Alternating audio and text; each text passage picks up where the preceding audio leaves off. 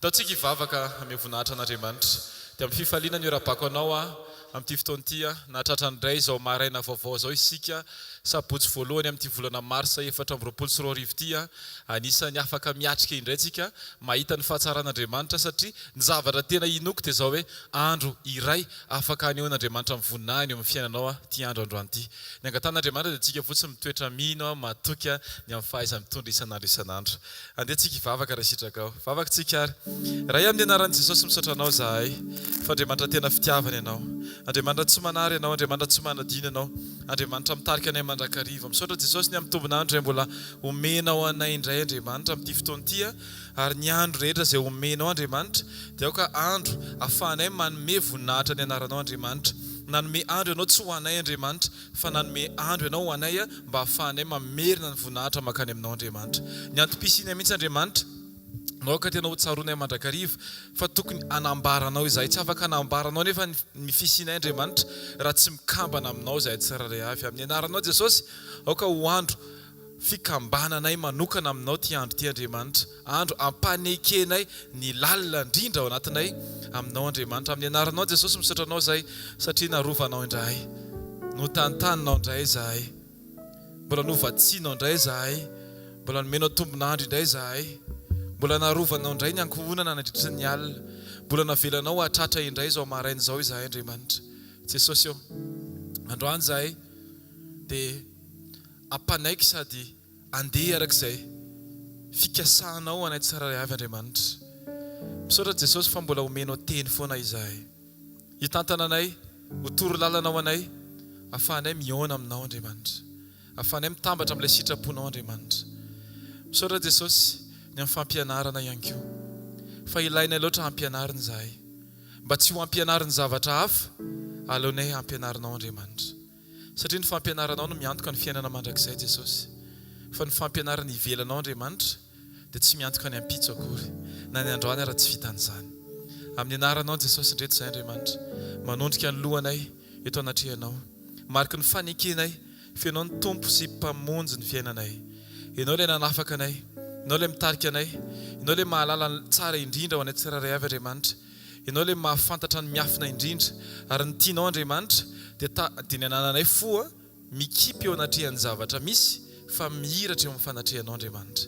Ampianaro izahay Jesosy tsy hijery ny zavatra ety an-tany fa hibanjina anao mandrakariva ilay tompony finoanay sady mpanefa azy, satria izany Andriamanitra no antoka hitombon'ny finoanay tsiraray avy.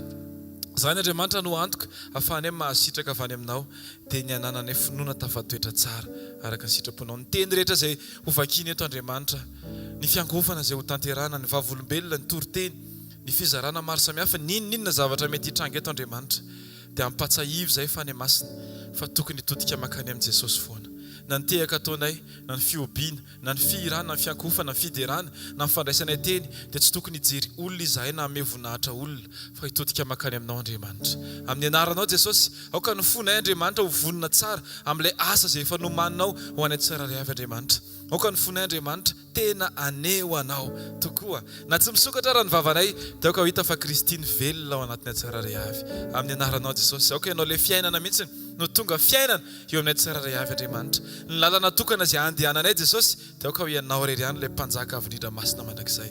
Amin'ny anaranao ilay tsara indrindra, ilay mendrika indrindra, ilay masina indrindra. Aleluia, amen. Ndao tsika tehaka mafy ho an Jesosy ihany raha sitraka ao. Aleluia. Amaky ny salamo tsika, salamo fafito amby efapolo andiny voalohany sy ny faharoa ihany. Salamo fafito amby efapolo andiny voalohany sy ny faharoa. Salamo fafito amby efapolo andiny voalohany sy ny faharoa. Izay mivako toy izao amin'ny anaran'i Jesosy manao hoe: mite ahafantanana ary firenena rehetra, miobio an'Andriamanitra, fa Jehova no avy indrindra ka tokony hatahorana, mpanjaka lehibe ambonin'ny tany rehetra izy. Amen.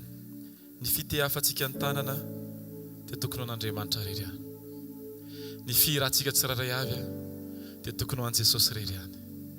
Ny fifaliantsika dia ao amin'i Jesosy rery ihany. Izay zavatra hatrehantsika dia tokony maneho an Jesosy isan'andro isan'andro. Tsy maneho asa fanompoana, tsy maneho ny tenantsika, tsy maneho fiangonana, tsy maneho pastera fa tokony aneho an Jesosy rery ihany.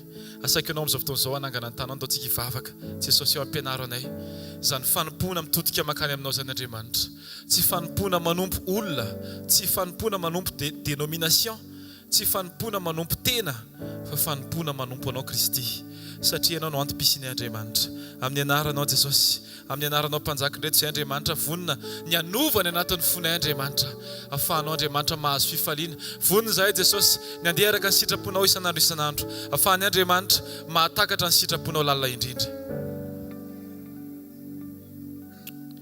Alleluia. Mbola isotra n'Andriamanitra tsika no fotoana mena atsika no ny tombon'andro no ny fahafahany tsika afaka miona amindray androany.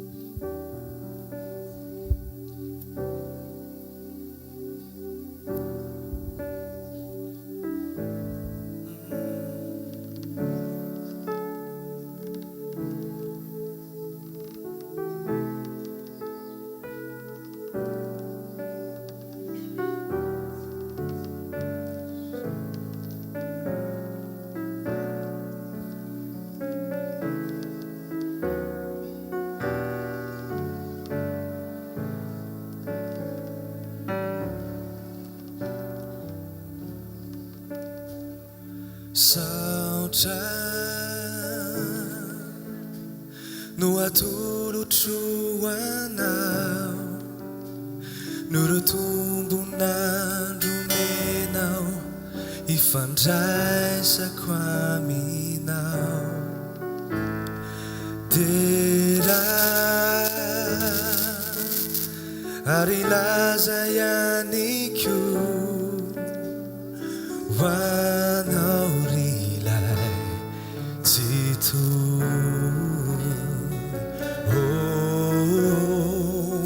anao rilay tsy tsy haiko ny tsy ilazany ao am-po Jesosy ny tsy lazany ao am-po etaeta siro faniri atizay kayaleti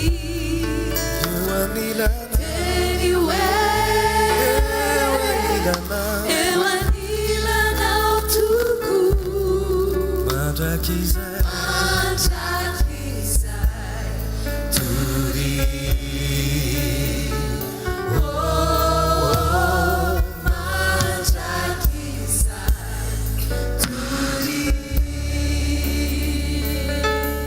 fianao ilairay tsy mba mandao asandratra avony anaranao nyamikoretra njakao fafoky omenanao miaro sisa iananety ianao nitatanisanyty ka ny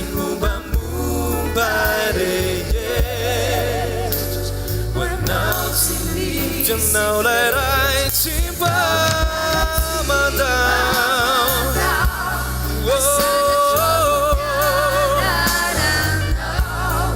nyamikorehetra nzaka omeko anao Jesosy omeko anao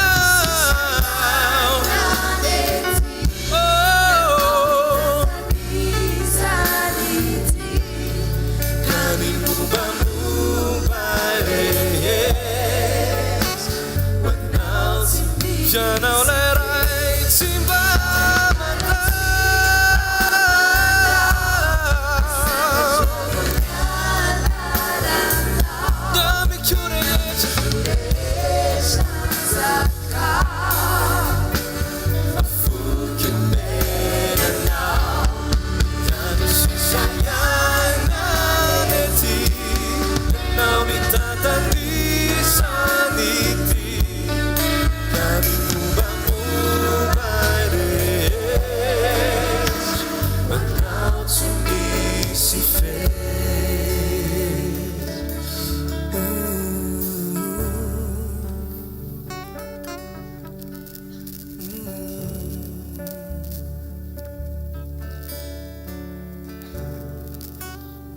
vaozinao isan'andro ny famindraponao samaraina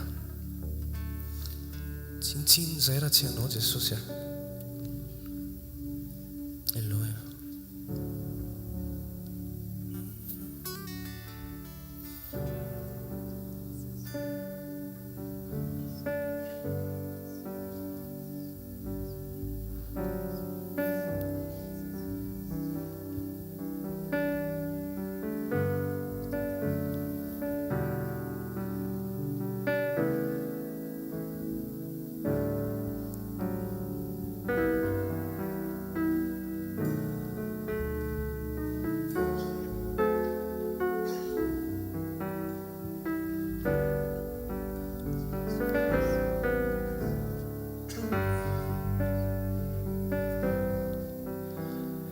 Toanatreanao riray dretoizay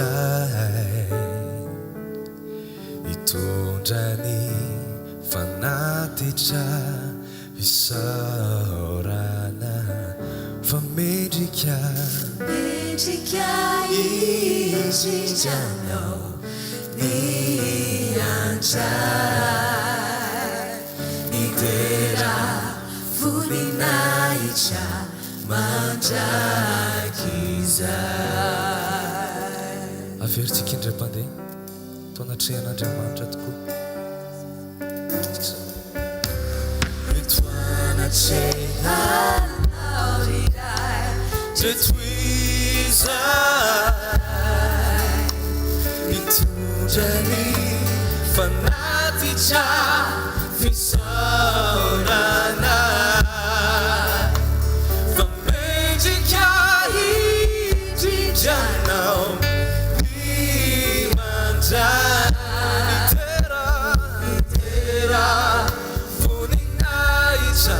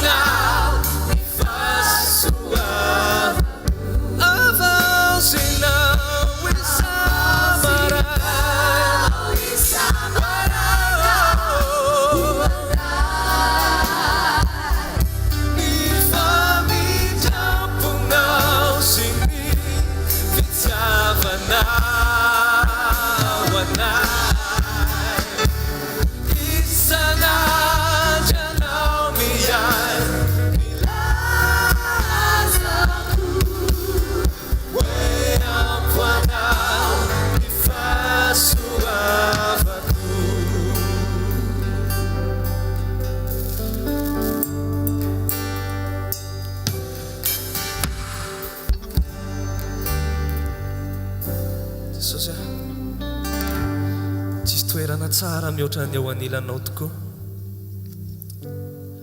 tsisy toerana maminay eno fanatrehanao Jesosy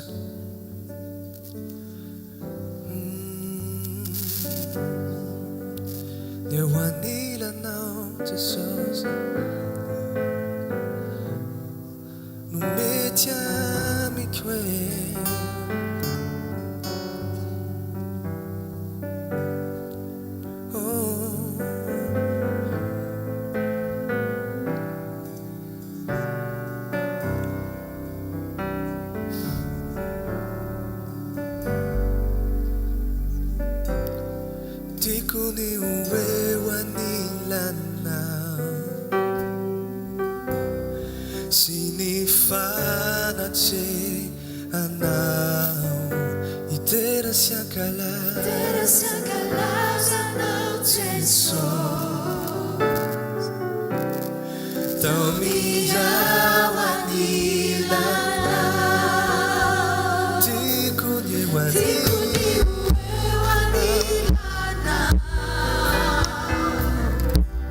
Sinifana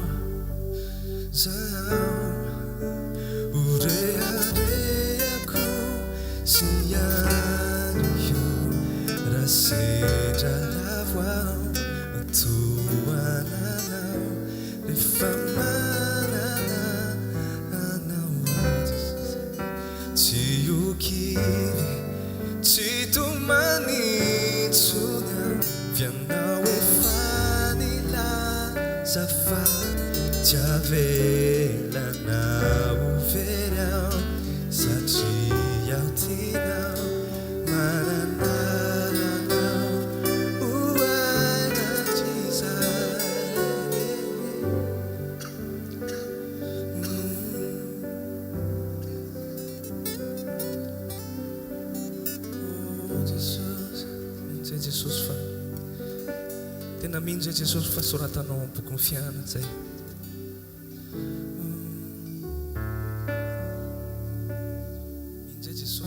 afaka iova mihitsy Jesosy fa amboary mbola afaka amboarinao ary mbola afaka aka décision iova foana anahaka anao tanteraka ka hifanehitra aminao ny ranonahitra indray.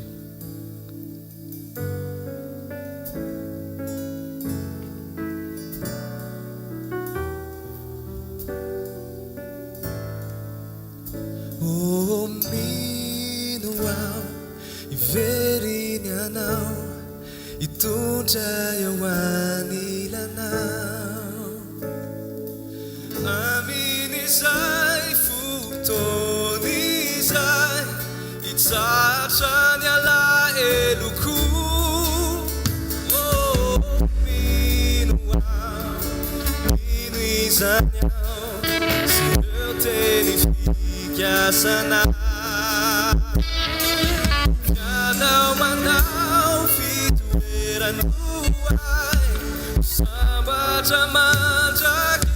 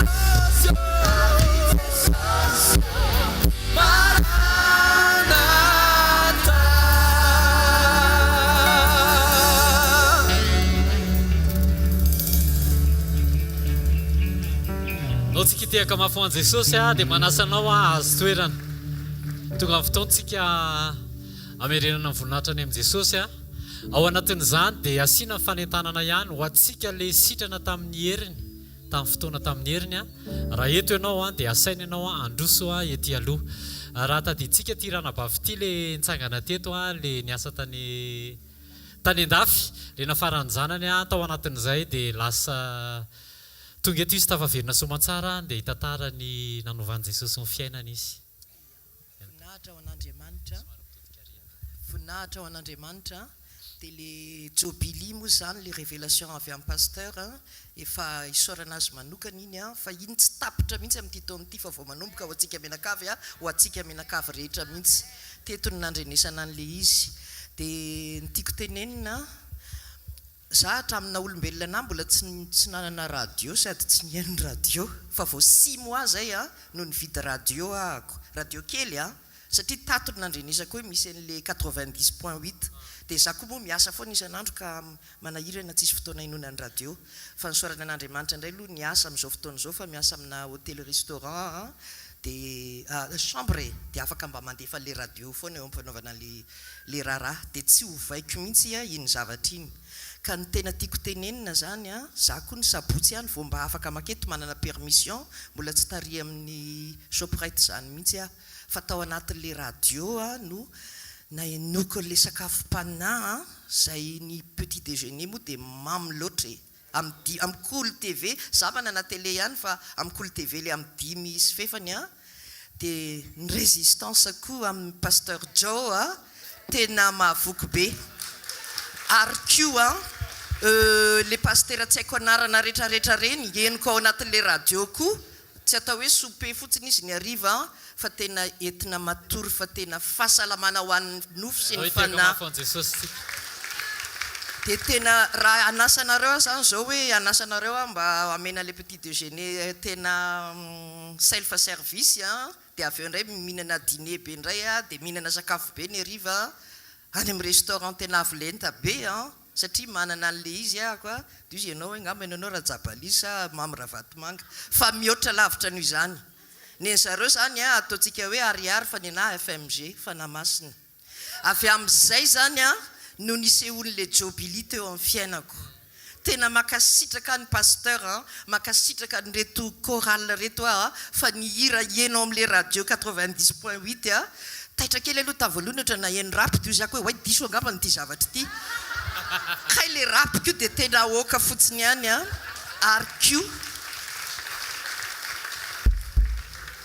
tena mankasitraka koa ny accueil fa eto mba mahazo an'izany hoe tatia sy ny rehetrarehetra tena mankasitraka misaotra an'Andriamanitra nameny amin'ny pasteur Joe nameny amin'ny dada sy hatramin'ireo ankizy kely zanak'izy ireo lahy manomboka kely amin'ny hira sy ny rehetrarehetra fa tena nazahoana aim-panahy ka noho izany io jobili io tsy misehoseho foana raha tsy fienonao lesona ohatrany hoe any am-pianarana lesona amin'le toriteny tsy misehoseho foana io raha tsy appliquenao amin'ny vavaka dia appliquenao amin'ny fiainana isan'andro tsara toetra tsara fo tsara fanahy dia tonga amin'izay le résultat n'le examen efa taona pile zany zao zahako no fahavalon'ny zanako indrindra teto ambonin'ny tany ary ireo zazo ireo nefany nitezaina tamin'ny mbola hoe pasteur Jo sy dada izy ny anaran'ny dada Rodolphe tamin'izareo roa lahy le mbola miseho amin'ny télé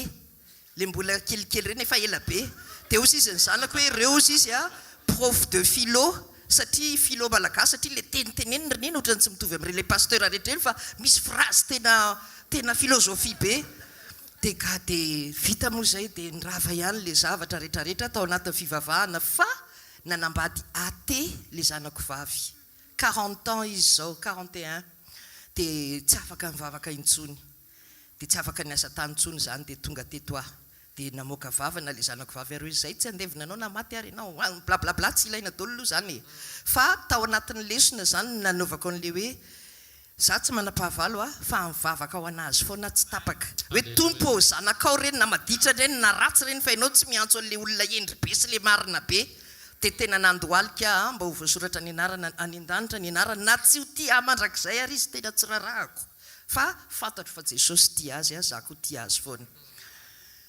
Décembre no nisaraka tamin'le athée le zanako vavy.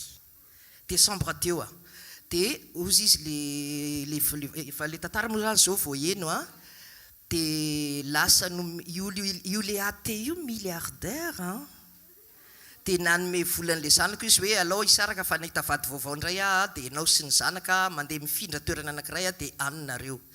Dia décembre le zanako ny te hiantso fa tsy sa tonga indray ny 1er janvier dia ozy izy hoe 1er janvier ndeha hiantso dia anao bonne année dia mbola tsy sa ihany fa tamin'ny 1er février azafady fa anniversairako le izy dia izay izy vao tapa-kevitra hoe alao atao amin'le 1er février le fiarabana.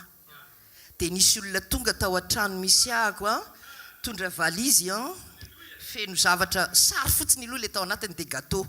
Dia izy le olona hoe ato ve le mamany Abrahama nampaneny sonnerie dia eno fa i Abrahama tsy ato satria jeune kely le izy ohatran'ny reto. Dia i Abrahama tsy ato fa efa any an-dafy. Dia izy hoe ianao mamany Abrahama mihitsy fa heureux anniversaire. Dia nidoboka be mifoka. Dia izako hoe fa ahoana. Dia izy hoe mba hiditra kely ato an-trano zay anatitra cadeau. Mandroso ary tompoko Dia izy hoe tia mba misy vidéo fa misy olona iresaka aminao. Dia ny zanako tany an-dafy no niseho teo daholo.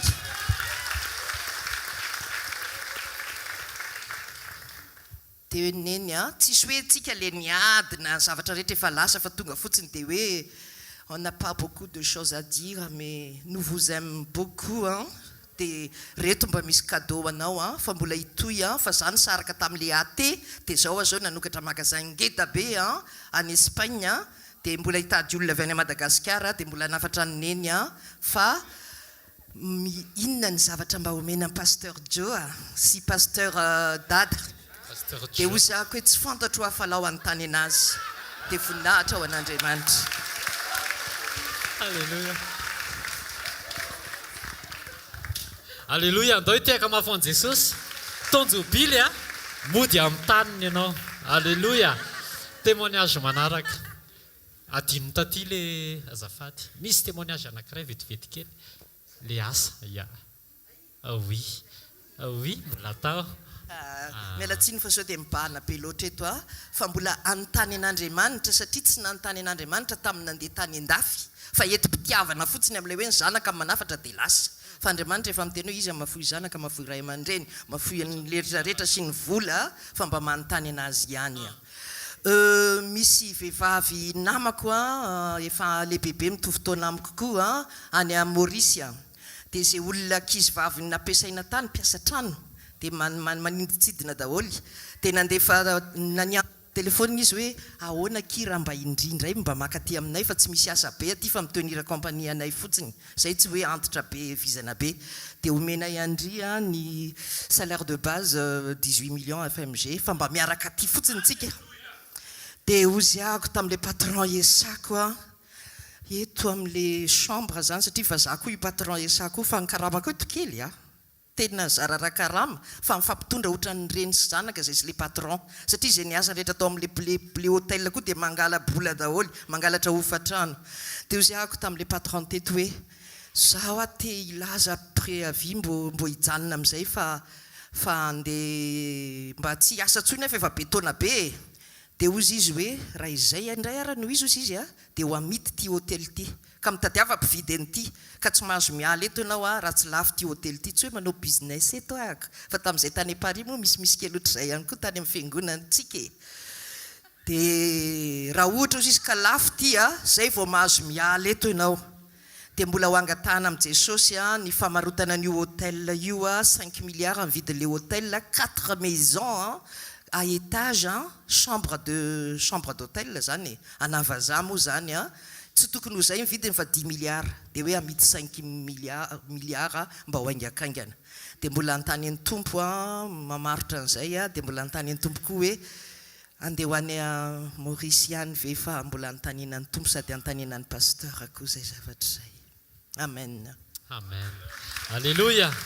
Témoignage manaraka mandroso tompoko ao anatin'izany mandray lesontsika manontany an'Andriamanitra aloha miera amin'Andriamanitra mihoatra noho ny décision rehetrarehetra. Fiadanana ho an'i Jesosy irery ihany dia voninahitra ho an'i Jesosy dia fiadanana ho antsika kristiana. Voalohany indrindra dia misaotra an'Andriamanitra aloha mbola afaka mijoro vavolombelona eto. Efa ela ny tokony hijoro vavolombelona kanefa ohatrany hoe sao dia misehoseho Jesosy fa aloha amin'izao mihitsy aloha amin'izao. Fa ka io Jesosy io na ohatra izao tsika na ohatra ny ahoana tsika dia asandrany foana. Voalohany indrindra aloha nisy fotoana 2021 zany nandeha Dubai miaraka amin'ny zanako lahy zay dia io zany tsy takatry ny saina mihitsy hoe andeha aninary ary moa tsika dia hoe andao mama hitsangatsangana fotsiny aloha hijery tany toy hoe tsy zany family tsika mitondra hoe aloha aloha tsika andeha ho any Chine andeha aka entana dia oziny dia avy eo moa zany tamin'ireny fotoana ireny mbola nisy an'ilay confinement dia mbola tsy afaka tsy nahazo visa nakany zay fa hoe tsy maintsy Dubai ihany ny anareo zany dia nahazo visa zay nandeha Dubai dia tonga tany dia tondra naka entana moa zany zay tany na telefona na portable ohatr'izay dia noho ny tonga taty Madagasikara amin'izay nescale tao Maurice dia avy eo tonga teto Madagasikara amin'izay namidy le telefona rehetrarehetra tena nazahoana hoe 2 fois le bénéfice dia tena hoe nisy tombony be zany le izy dia rehefa avy eo ny vidy tany izay moa zany tsy hoe tena hoe voninahitra ho an'Andriamanitra fa manana trano 2 étages efa andraisana hofa-trano 10 millions par mois dia hoe efa vita ny retirety zany aloha na tsy miasa fa ho an'ny tompo zany tena ezahana aloha amin'izao fiaraha miasa amin'ny tompo tsoroko moa fa za zany voaingana ny teto ngamba vao ataoko hoe 2 mois teo satria nisy fotoana ny fahasoavana aloha dia be da be fa kosa misy ny ady satria hoe raha tsy misy ny ady zany tsy hivoaka mpandresitsika nisy fotoana amin'izay ary teo amin'ny janvier décembre janvier teo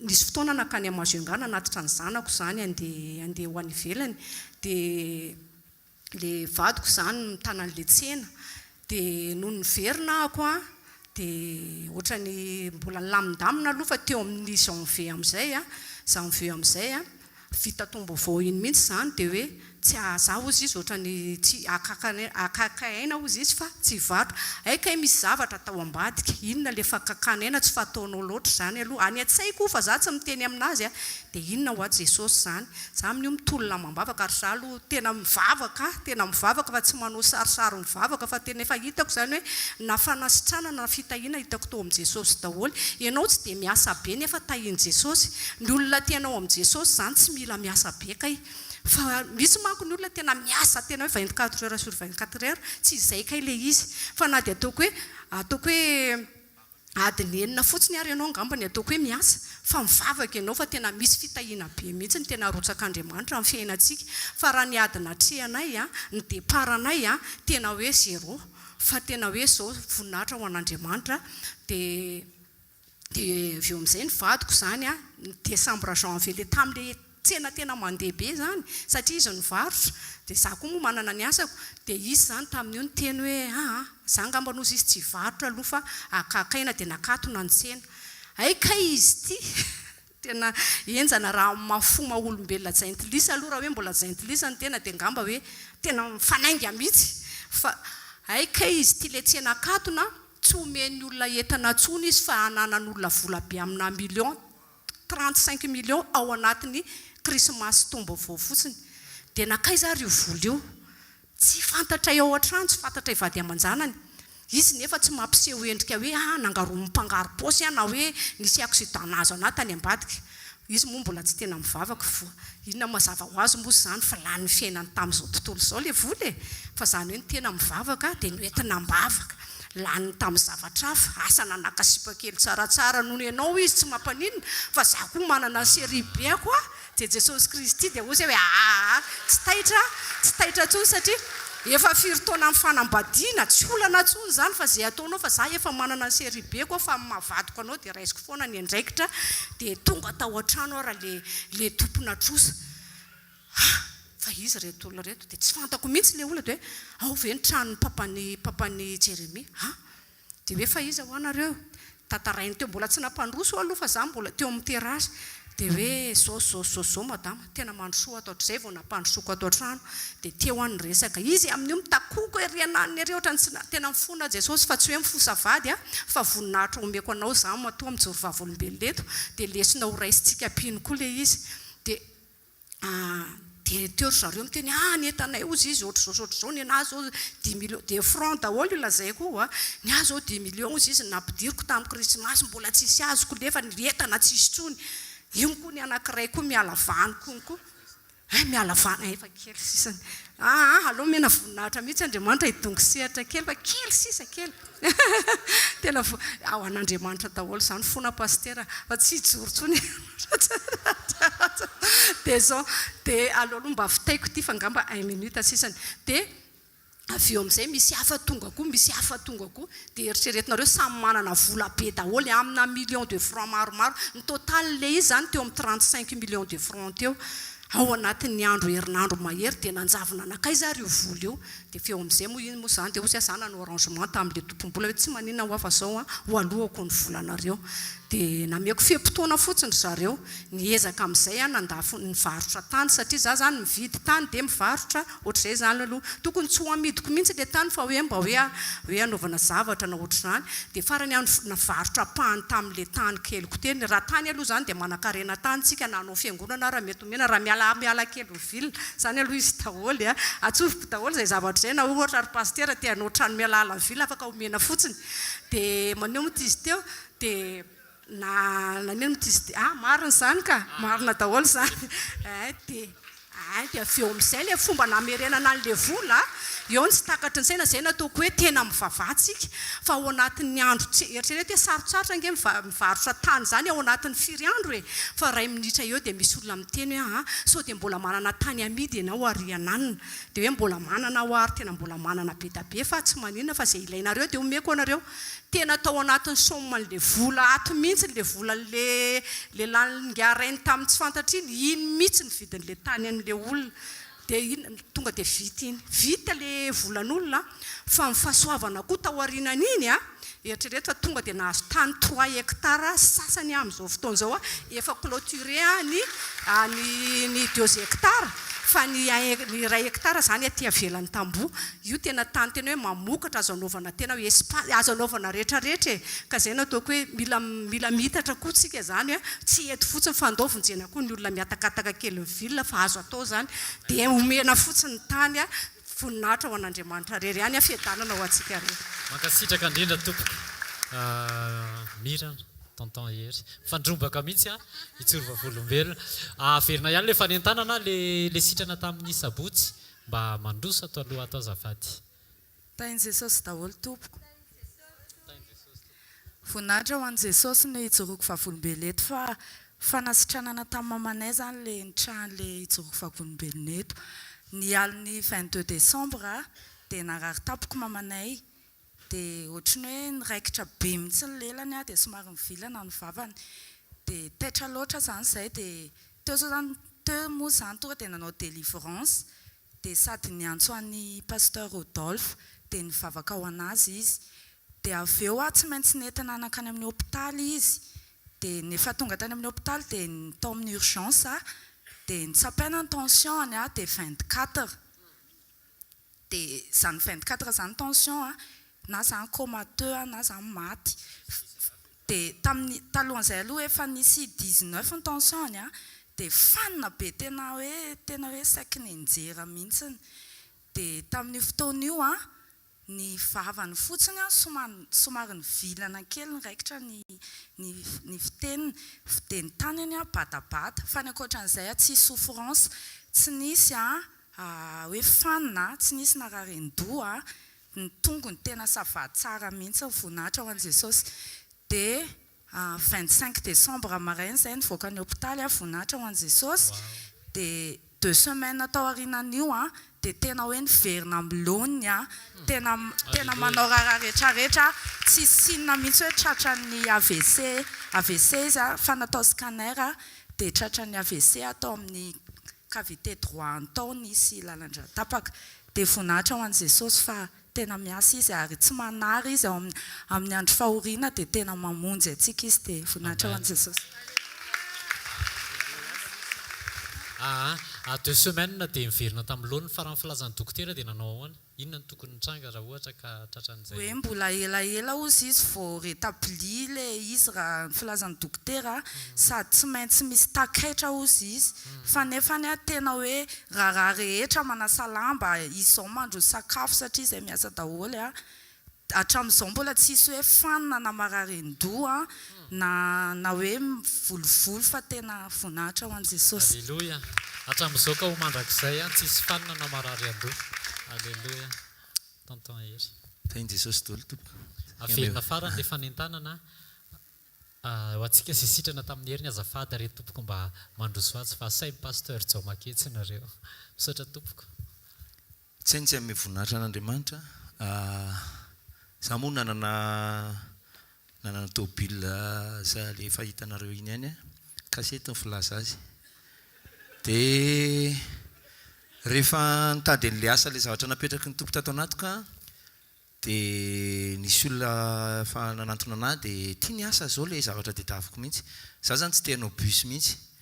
Dia efa manao le personnel dia tia dia jerena CD un peu trop daholo ka iny ilain'le olona.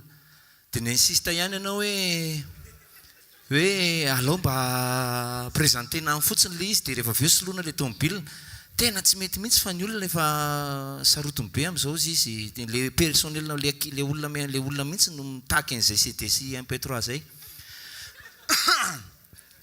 Dia mivavaka tamin'i Jesosy zany efa tsy tiako mihitsy le hanao bus zany. Jesosy tena ny zavatra tiako apetraka zany hoe Jesosy manatanteraka ny etaetapontsika foana fa mila mivavaka tsika. Tena ilaina le mivavaka dia ilaina le matoky an' Jesosy. Tena hoe mibanjana an' Jesosy fa napetraka teo ampelantanan'i Jesosy zao ara Jesosy raha sitraponao dia zao ny zavatra ilaiko tomobile tsy amboarina ntsony tsy karakara ntsony fa mba tena manome voninahitra ny anaranao mba tena hoe aneo ny asa dia mba ho tian'le anina satria mila tomobile kelikely zany. Dia rehefa tonga ara dia ahoana ny atao satria za manao bus scolaire zany amin'le tomobile raha mety ity nefa tsisy vola ividianana le anankiray. Dia ozy amantsiny Jesosy hoe zay zany rehefa tsy ana Jesosy dia alefako bus ihany ity. Dia nitady toerana zany sy nanao renseignement. Ianao tsy dia tena pe loatra tsy teo anatiny ihany fa hoe petraka fotsiny le tomobile sitrany mamerim-bola. Hitady an'le tomobile ividianana an'le anankiray dia hoe alao autobus ihany zany. Dia le an'le fepitaona nefa tsy maintsy amin'ity mois de mars ity satria miverina manao patante indray mandeha zany amin'ity mois de mars ity amina mandritry ny taona anankiray indray dia ahoana ity Jesosy mifampiresaka tamin'i Jesosy teo zany.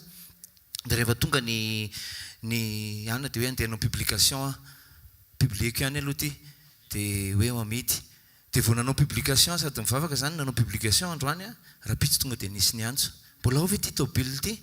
Dia mbola ao le izy. Aiza nijery dia izao. Dia rehefa nijerena dia amin'izao ny fotoana dia tonga le fotoana dia tonga le olona dia nijeren'le olona dia tsy nanam-pinoana tsy nino an' Jesosy hoe Jesosy miasa ao anatin'le izy fa lasa nijeren'le olona ivelana ohatran'ny olona tsotsotra izay le olona dia ok dia ohatran'ny hoe tsy dia tena anina zany. Tonga ny rafakapitsony iny dia tonga dia mividian'le olona le tomobile. Alleluia. Saotran'i Jesosy aloha dia hoe zay zany ny sitraponao Jesosy tsy andeha amin'ity fa mbola metraka ilaina dia nametraka ny tompo hitady an'le ray indray. Dia rehefa tena nitady nikaroka tena tsy nahita an'le tsara Jesosy aiza ny ahita an'le izy fa tena sy jerena ohatran'ny folaka daholo tena efa maty kapoka daholo izy ny fitenenana. Fa nisy publication anankiray zay jereko io voajeriko voalohany indrindra io tôbila azoko io le nomen'i Jesosy androany io. Fa vao nantaniko ny vidiny dia tena tsy vidiny ity fa lafo beko le vola tsy ampy le ampelantanana.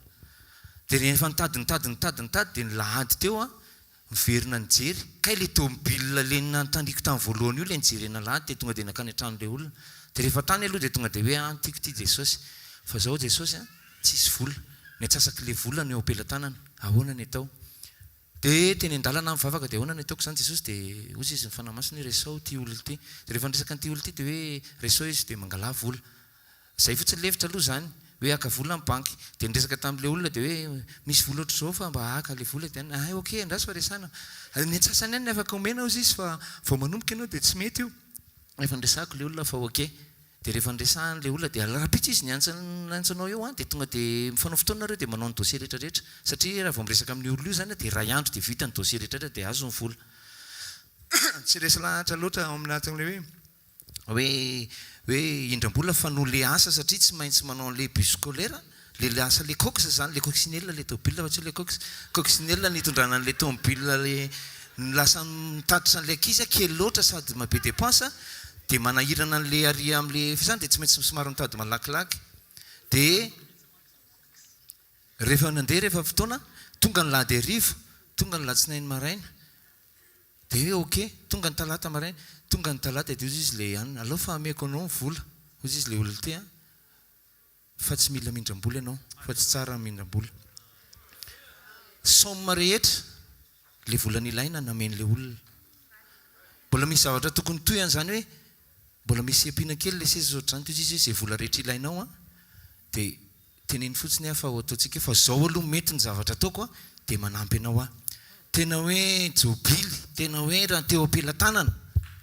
tsy afaka ny vidin'io zavatra io fa fanomezam-boninahitra ho an' Jesosy tena hoe Jesosy miasa ny ambadika any ilaina mivavaka tena itsika mifantoka mivavaka sy anina hoe tena hoe mino ny Jesosy Kristy ary ny zavatra tena niteneniko ny Jesosy dia zao Jesosy tsy hijery an'io fotsiny hoe hitodika hoe tian'le zavatra fa tena hibanjina anao fa ninona zavatra ataonao Jesosy rehefa tsy sitraponao io dia sakano rehefa tsy mety io Jesosy dia ajanony tena aoka ianao mihitsy ny trantsehatra fa nisaotra ny Jesosy fa sitrapony le izy dia izy nandamina ny zavatra rehetra dia voninahitra ho anazy rereny hoe teka mafoany Jesosy ya izy zao anatin'le tao anatin'le fanentanana teo dia nandroso afaka mbola mandroso ihany ianao raha ohatra ka voninahitra ho an'i Jesosy zany nijoroako eto ohatra mahatsapa hoe tena sitrana tokoa tamin'iny tamin'ny heriny dia ohatra ny tsy hainy tsy hijoro ame voninahitra an'i Jesosy dia resaka za zany somary marary fo rehefa misy zavatra mampalahelo anahy dia marary fo dia tonga dia mitarika any amin'ny vavony dia na hoe misakafo ary ianao na te hihinana ary ianao ohatra ny tsy mety na amin'ny vavony na nina dia ohatra malika eny foana dia nandeha fanasitranana tamin'ny heriny dia nanantona dia tena sitrana kosa na aloha isaorana an'i Jesosy dia amin'ny mpanompo an'Andriamanitra tao alohan'izay zany misy background kely resaka nisy problème kely moa zany raha tokantrano dia izay no tena source an'le makarary fo amin'ny voalohany aloha ny ohatra hoe mafy be ianao hoe za mafy dia ohatra ny tsitsapa le izy efa touché-ny aza ny fonao zany dia miteny Jesosy amin'ny alalan'ny olona avelao fotsiny aloha mamela diovy ny fo rehetrarehetra dia ohatra ny mety tonga saina ianao dia manomboka marary amin'izay le sa tonga saina ianao amin'le hoe confrontation zany hoe tsy maintsy mamela hony zany dia iny tena makarary fo satria tsy nakainao tsy te ianao zany fa dia izay ny tena makarary an'le fo dia tonga teto saorana an'i Jesosy sitrana ipitsiny iny tao aorianan'iny dia sitrana ianao dia mihoana amin'io indray dia tsy maintsy mamela dia miverina indray le izy dia fa ahoana ary dia ianao nefa mitady hoe te hamela Jesosy fa tsy vitanao le izy dia izay ny tena hoe tena ilaina fanahy masina taloha manko tena hoe miteniteny foana fanahy masina hoe dia tena tsy havita an'izany zany na hoe na tsy eto ve ianao fanahy masina fa tena hoe tsapaka le izy hoe misy zavatra tena tsy vitanao amin'ny maha-olombelona dia anisan'izany ny famelana ny olona nanao zavatra makarary ny fonao indraindray ianao leo be ny zavatra ataon'ny olona dia te hiabandona fotsiny dia eo fanahy masina manampy anao dia ao anatin'izay zavatra rehetrarehetra izay ny zavatra voaraiko tiako zaraina hoe io makarary atsika ho an'izay mahatsapa marary fo tsy tongatonga foana io fa ao anatin'izany ny hoe maratra ianao dia hoe tsy maintsy mamela dia iny confrontation iny tena makarary ny fonao dia mangataka amin'ny fanahy masina zany tsirairay mba hoe vita hamela dia ao aorianan'iny dia sitrana dia tena sitrana dia voninahitra ho an'i Jesosy zany zavatra rehetrarehetra zany dia Jesosy manasitrana fa tsika koa afaka mievite an'izany zavatra izany hoe mba ho marary dia mety hoe vitao am-bava le hoe mamela dia sitrana fa Jesosy io ny pratika tsy mora fa tsy voatery miandro ny mpanompon'Andriamanitra foana hoe marary ianao dia ndao sitrangiko fa afaka koa ianao hoe matakatra ny sainao hoe zao makarary ny foko a za ihany zany mipropre concert ny foko raha personnellement za ihany zany mame aretina ny foko dia tsy hoe aza raharahiana na hoe ataovy tsinitsinina fa hoe mamela dia sitrana dia saorana an' Jesosy ny zavatra rehetrarehetra. mankasitraka tompoko andao tiaka mafan Jesosy tsika fijorona vavolombelona farany angambany ho amin'ny androany.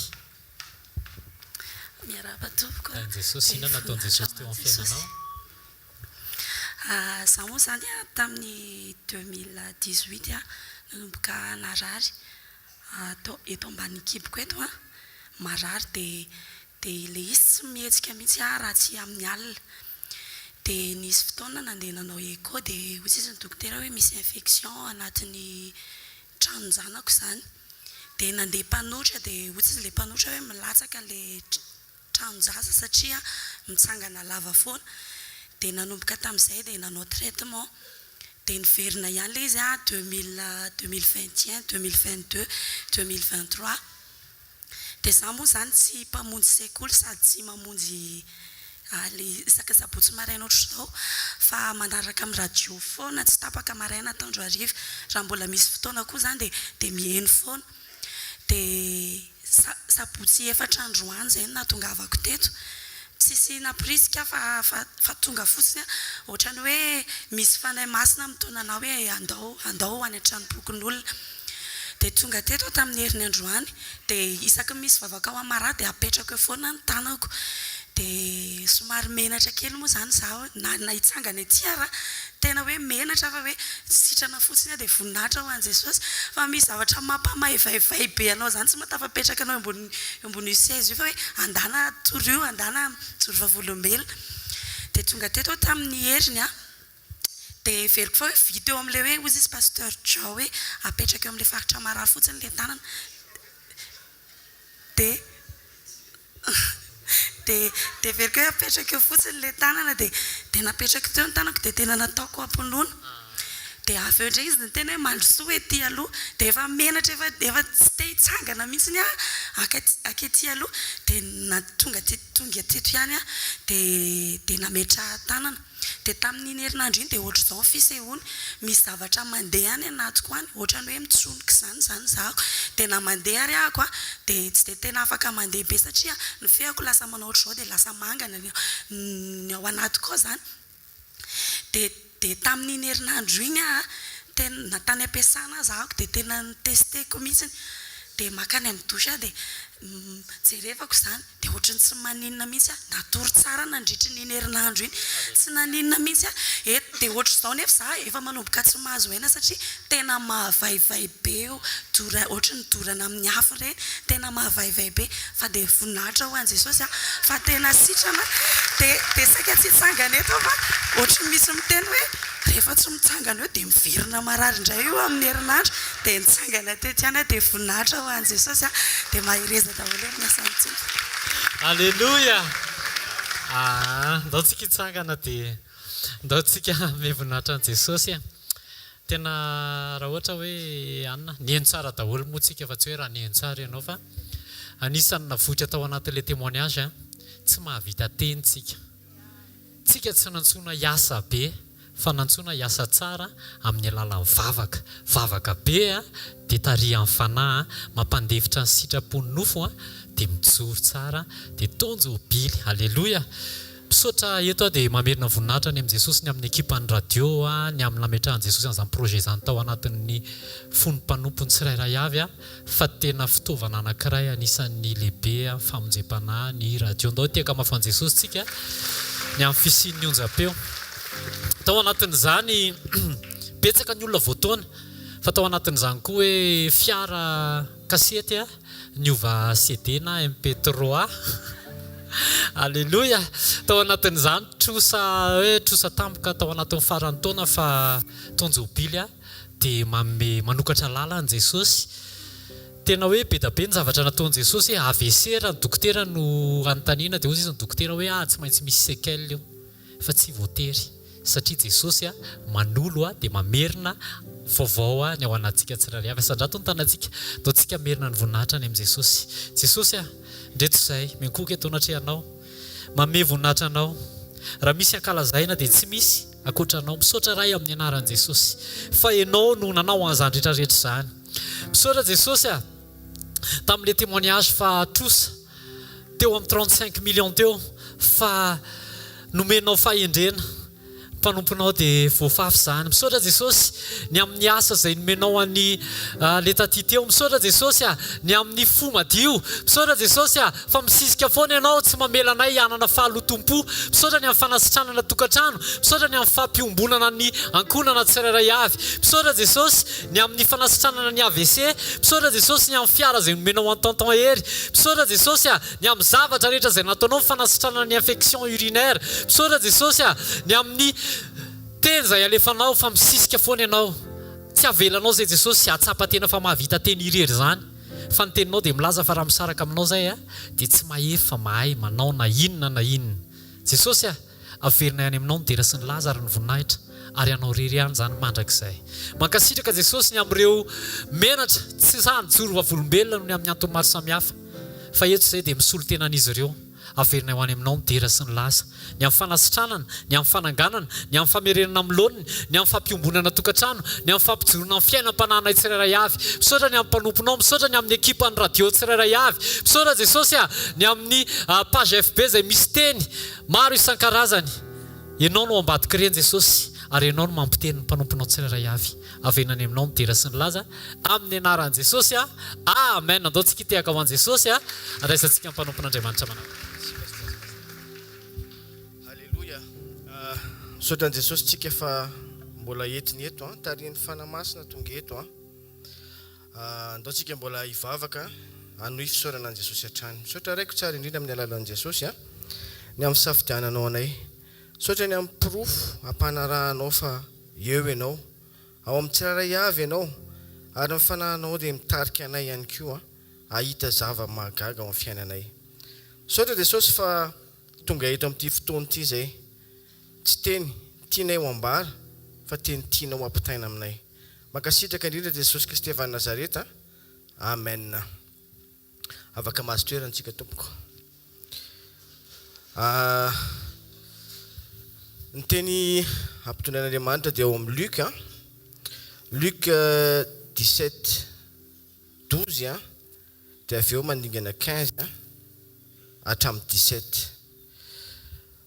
Amin'ny anaran'i Jesosy ary naniditra tao amin'ny vohitra anankiray izy dia nisy boka 10 lanitra fanena taminy izay nijanona teny lavitra eny. Ary niantso mafy ireo dia hoe Jesosy tompo mamindra fo aminay. Dia hitan'i Jesosy zany dia nisitran'i Jesosy ireo satria namindrany fo. Teny am-pandehanana ozy izy dia efa nadioro zareo. Dia avy eo amin'izay Jesosy nanontany anazy tao amin'ny 17 hoe tsy efa voadio avokoa va izy 10 lahy fa aiza ny 9? Teo Jesosy niantsoantso hoe aiza ilay nisitraniko tamin'ny Sabotsy? Tsy haiko fa rehefa mivavaka dia io ny temen'i Jesosy dia tena hoe mila mitaky Jesosy ny fahatsiarovantsika izay zavatra tsara nataony teo amin'ny fiainantsika. Tsy hoe tia tenitsika dia andeha hivavaka mba hahazo an'izao fa mila tsika miverina manome voninahitra an'i Jesosy. Tena hoe folo ny seho tamin'i Jesosy fa ray ihany natsiaro saina. Ilay ray natsiaro saina amin'io tsy jiosy avy amin'ny firenena hafa ozy izy. Dikan'izany tena hoe aingra zany satria mieritreritra izy hoe miaraka amin'ny Andriamanina. Kanefa Jesosy tsy mieritreritra an'izany satria tiany daholo na hafa firenena na zanany eny na dia le maditra indrindra izy le teny teo. Mila miverina tsika manome voninahitra an'i Jesosy. Mila miverina tsika misaotra an'Andriamanitra rehefa nanehoan'Andriamanitra ny voninahiny. Mila manome voninahitran'Andriamanitra tsika ny amin'izay fahasoavana rehetra nomeny atsika. Tsika tsiraray avy ireo dia mahafantatra misy zavatra nataon'Andriamanitra teo amin'ny fiainantsika. Mila miazakazaka tsika mandeha miverina amin'i Jesosy. Fa manjary tadiavina tsika dia izy ilay nijoro vavolombelona teo hoe miverina izany. Izany hoe mifamatotra izany ny fanomezantsika amboninahitra an'i Jesosy sy ny fanasitrana tanteraka izay mety tsy mety eo amin'ny fiainantsika. Jesosy mihitsy manontany hoe fa aiza ilay sivy ambiny? Fantany izany fa folo ny seho teo aminy. Fa tsy hoe raha misy misaotra anazy dia takotakon'iny fotsiny ilay hoe andao miaraka e. Ohatran'ilay tamin'ilay nanantona anazy hoe andao hiaraka. Mila tsika izany manana an'izay fahatsilontsaina izay tahaka an'io anankiray io hafa firenena. Mila tsika tsy haingo raha eo mason'Andriamanitra fa almahazo fotsiny. Fa mahatsiaro hoe mila mamerina ho an'Andriamanitra ilay voninahitra nampindaminy atsika. Tena mila misaotra tsika ny amin'ny fitiavan'i Jesosy atsika. Mila misaotra tsika satria mahatsiaro atsika izy, mahafantatra atsika izy. Ary mila mahay mankasitraka tsika satria momba atsika Jesosy. Mila misaotra tsika ny amin'izay promotion mpiainana izay ameny atsika. Mila misaotra tsika ny amin'ny famatsiana izay ameny atsika.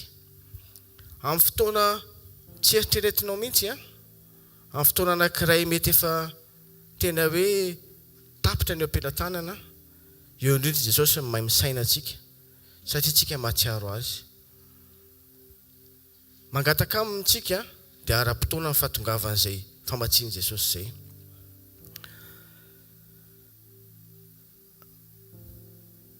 Mila ataontsika hitan'ny hafa voninahitra Andriamanitra izay omeny atsika mba hatanteraka an'izany ihany koa ho an'ireo mpitazana. Manambara amintsika izy isan'andro dia mila pratike tsika izany. Fa tsy mandray fotsiny tsika dia avy eo any dia tsy hita. Fa mila misaotra ihany koa tsika ny amin'ny fiarovana.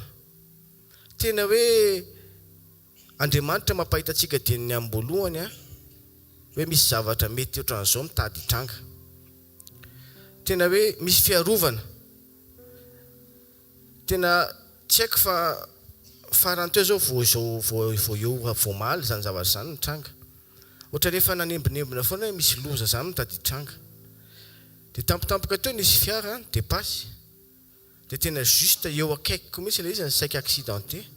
Fa rehefa nivavaka dia tafala ilay olona izay koa tafa-évité accident. Dia tena hoe rehefa mahatsiaro tsika dia eo Andriamanitra. Rehefa tsy mahatsiaro tsika dia mamindra fo amintsika Andriamanitra. Misy teny nomen'Andriamanitra atsika amin'ity taona ity dia hoe taona jobily. Taona jobily. Jobily fa 500 taona ve ohatra. Fahatsiarovan'Andriamanitra nefa ny dikan'ilay izy. Mahatsiaro atsika Andriamanitra, mamoaka atsika izy ao anatin'izay mety fanandevozana ny ainatsika nandritra ny fotoana maro. Mahatsiaro atsika izy satria manome tanjaka atsika, manome fahasalamana atsika, manome fahafahana manompo azy ihany koa. Dia ndao tsika hitsangana hisaotra an'Andriamanitra mandrakariva. Ndao tsika amerina amin'Andriamanitra foana hoe ninona teo amin'ny fiainanao izay nataon'Andriamanitra dia averenao aminy izany. Ray masina tsara indrindra amin'ny anaran'i Jesosy saotra betsaka ny amin'ny opportunité ahafahanay mbola mijoro eo anatrehanao, miankohaka eo anatrehanao manaritra an'izany fisaorana izany. Mitsokanao zay Jesosy makasitraka izay ny amin'ny fombanao, ny amin'ny fiarovanao, ny amin'ny famatsianao, ny amin'ny fitiavanao, ny amin'ny famindraponao tsy mety levina fa miavao mandrakariva. Tsy hanararoatra nefa izay Jesosy satria ingrat zay raha ohatra ka hanararoatra anao amin'izany. Fa mamerina izay Jesosy ny fisaorana. Tena avy amin'ny fonay manontolo Jesosy tena raisy ny voninahitra. Miankohaka eo tongotrao zay Jesosy, manome ny tsara indrindra ato anatinay zay Jesosy. Mankasitraka Jesosy amin'ny anaranao Jesosy Kristy avy Nazareta. Amen. Ataontsika iteka andesantsika mpanompoandriamanitra. Alleluia. Voninahitra ho an'i Jesosy. Asaka anao amin'izao fotoana izao ndao hisaotra an'Andriamanitra ny amin'ny fahatsarana n'Andriamanitra nataony rehetra niarana itsika teo vavolombelona fahatsaran'Andriamanitra dao ferintsika ny amin'izany asa anatin'ny taranandro any ray amin'ny anaran'i Jesosy misaotranao zahay eny Jesosy tsy ampy ny teny aneona fisaoran'Andriamanitra fampianarinao zay Andriamanitra anana toe-po feno fisaorana fa tsy hoe teny feno fisaorana dia androany Jesosy mitodika makany aminao mifonay misaotra Andriamanitra fa avelanao zay Andriamanitra atsapa sy ahita ary lasa izahay zao ny vavolombelona ny zavatra rehetra nitranga teo Andriamanitra amin'ny anaranao Jesosy atolotray ho anao Andriamanitra ny fisaorana feno afa anaty laliny fonay Andriamanitra ako fotoam-pisaorana ny fiainany Andriamanitra amin'ny anaranao Jesosy aleluia Tompo misaotra anao ny fahasoavana nindra fonao vaovao isanandro nindra fonao vaovao isanandro tsara amkana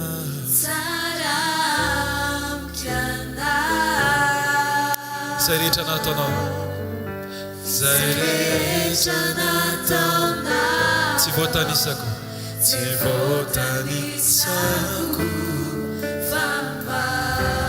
tonga ao isaotranao ataontsika misaotra Jesosy misaotra Jesosy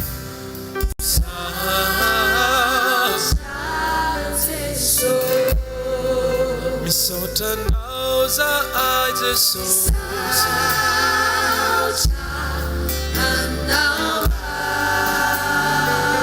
misaotranao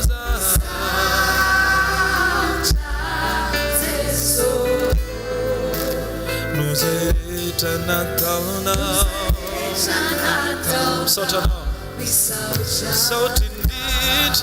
misaotra indrindra anao zahay Jesosy misaotra no ny fitiavanao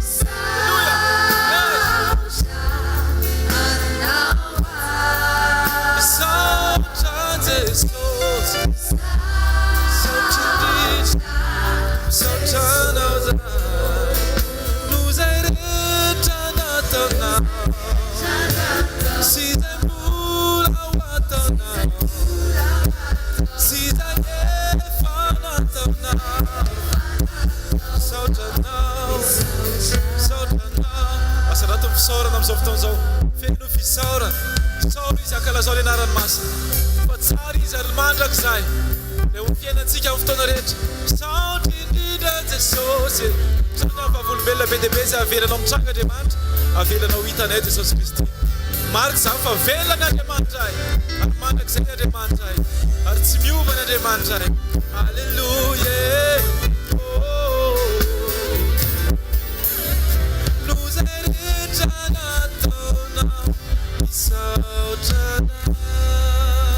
aovafontananao dia isaoran'Andriamanitra ataovy misy fifaliana boiboika ao anatinao rehefa atsiarintsika ny zavatra nataon'Andriamanitra tamin'ireo namatsika ampiraitapo tamintsika mety hoe tsy hainao le nijoro vavolombelona fa atoroka zavatra anankiray ianao ataovy misy fifaliana ny anatinao isaoran'Andriamanitra fa relation anatina reny sy zanaka efa nentin'ny pasteur Sandra teo fa mbola toizintsika zany misaotra ray aminaran'i Jesosy masina ianao marina ianao mahagaga ianao mahery ianao mampitsimbadika tantara ianao miasa ianao mamangy fo ianao mandreny sentim-posy faniriana mankasitraka anao zay ray aminaran'i Jesosy amin'ny anaran'i Jesosy Kristy avy Nazareta amen atsika tiaka mafy tsara ho an'i Jesosy mendrika ho azy loatra zany arabaony akaikinao tonga soeto amin'ny fanatren'Andriamanitra ianao hoe te hiresaka aminao Jesosy hoe te hanampy ianao izy hoe alleluia firy mivonina andrean'i Jesosy hiresaka aminy aoka reny tanandreny hiteka mafy tsara ho an-tompo mahazo toerana vetivety avetrantsika dia hiditra ao anatin'ny afatra no man'Andriamanitra ao antsika ao anatin'ny fandraisana fanasany tompo na ny fivelaran'ny latabatra no manoka antsika dia hijery loha hevitra anankiray nampitondraina ny lohateny hoe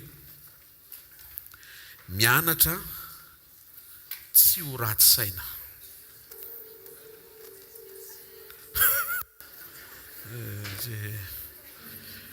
tompo any tsara mianatra tsy ho ratsy saina.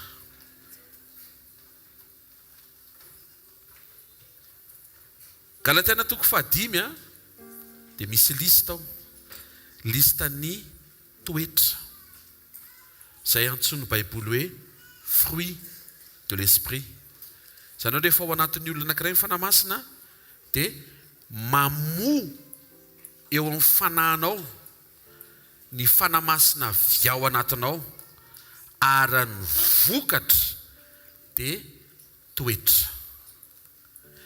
Isan'ny toetra anankiray ny fanaovantsoa. Izay voalaza Galatiana 5 fa ny tena amantarantsika azy dia fahatsaram-panahy sy fahatsaran-toetra. Mianatra tsy ho ratsy saina.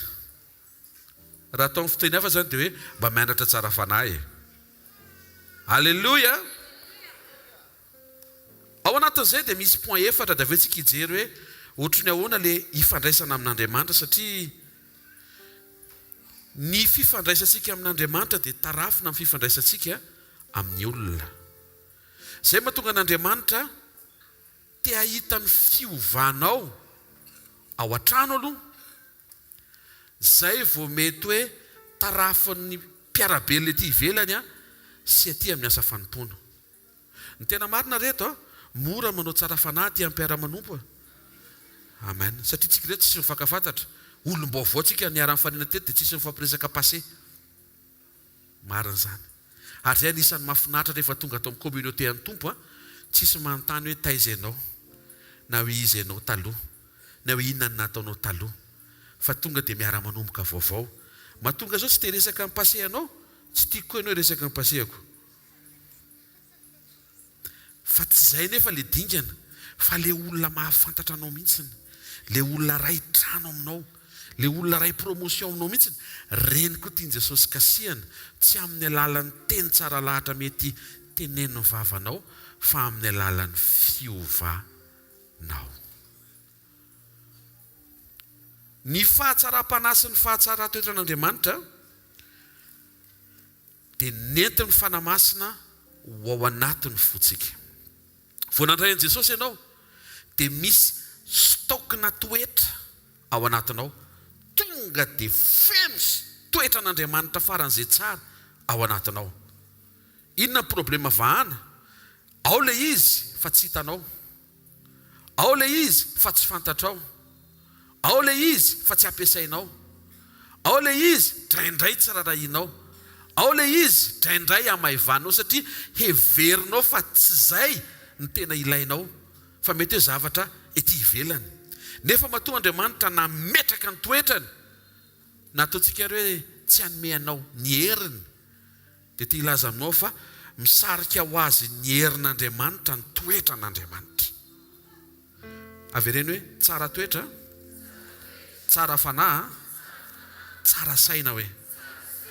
Misy zavatra voalazan'izay le hoe mianatra tsy ho ratsy saina. Voalohany Jesosy dia nampianatra antsika tsy hitsara. Rehefa miteny izy hoe aoka ianao ho tsara, dia tsy tokony hi tsara, fa ho fotsiny mivadika, hi dia efa mivadika. Litera ray fotsiny zay mahatonga antsika mila mitandrina tsara. Ozy izy ny Luka 9:7. Luc 6:37. Anaran'i Jesosy. Ary aza mitsara dia tsy ho tsarainareo, aza manameloka dia tsy ho elohanareo. Efa tonga dia point faharosady izay. Mamela dia mba avela ianareo. Misy zavatra miandro ny olona amin'ny farany, satria Jesosy dia niteny fa misy fitsarana ao aorianan'izao fiainana izao. Iza naheno an'izay? Misy fitsarana izao fiainana izao, izay tsy naheno izany. Firy efa naheno an'izay? Toko manangana dolo amizay efa naheno izay ianao toko. Misy fitsarana ao aorianan'izao fiainana izao. Ianao zany tsy hoe manaonao fotsiny izay tianao, fa ho adinina ianao amin'izay nataonao sy izay niteneninao. Fa eto Jesosy mameso papa, aza mitsara ozy izy. Ohatry mahita ny tompo manao izao hoe aza mitsara, dia tsy ho tsarainy ianao. Tsy olona manokana nomeko an'izay fa ny rehetra sao dia misy miala aminaran'i Jesosy. Possible ka ianao zany tsy mandalo fitsarana. Rehefa vitanao ny feny fiainanao dia ny eto ambony tany tsy isan'ny olona mora mitsaratsara ny hafa. Jesosy nilaza fa aza mitsara ozy izy dia tsy ho tsarainy ianao. Anisan'ny problema be eo amin'ny fiarahamonina dia ny fifampitsaratsarana. Possible ianao tsy tsaraina ho Jesosy rehefa miaina an'izany hoe tsy mitsara ny hafa.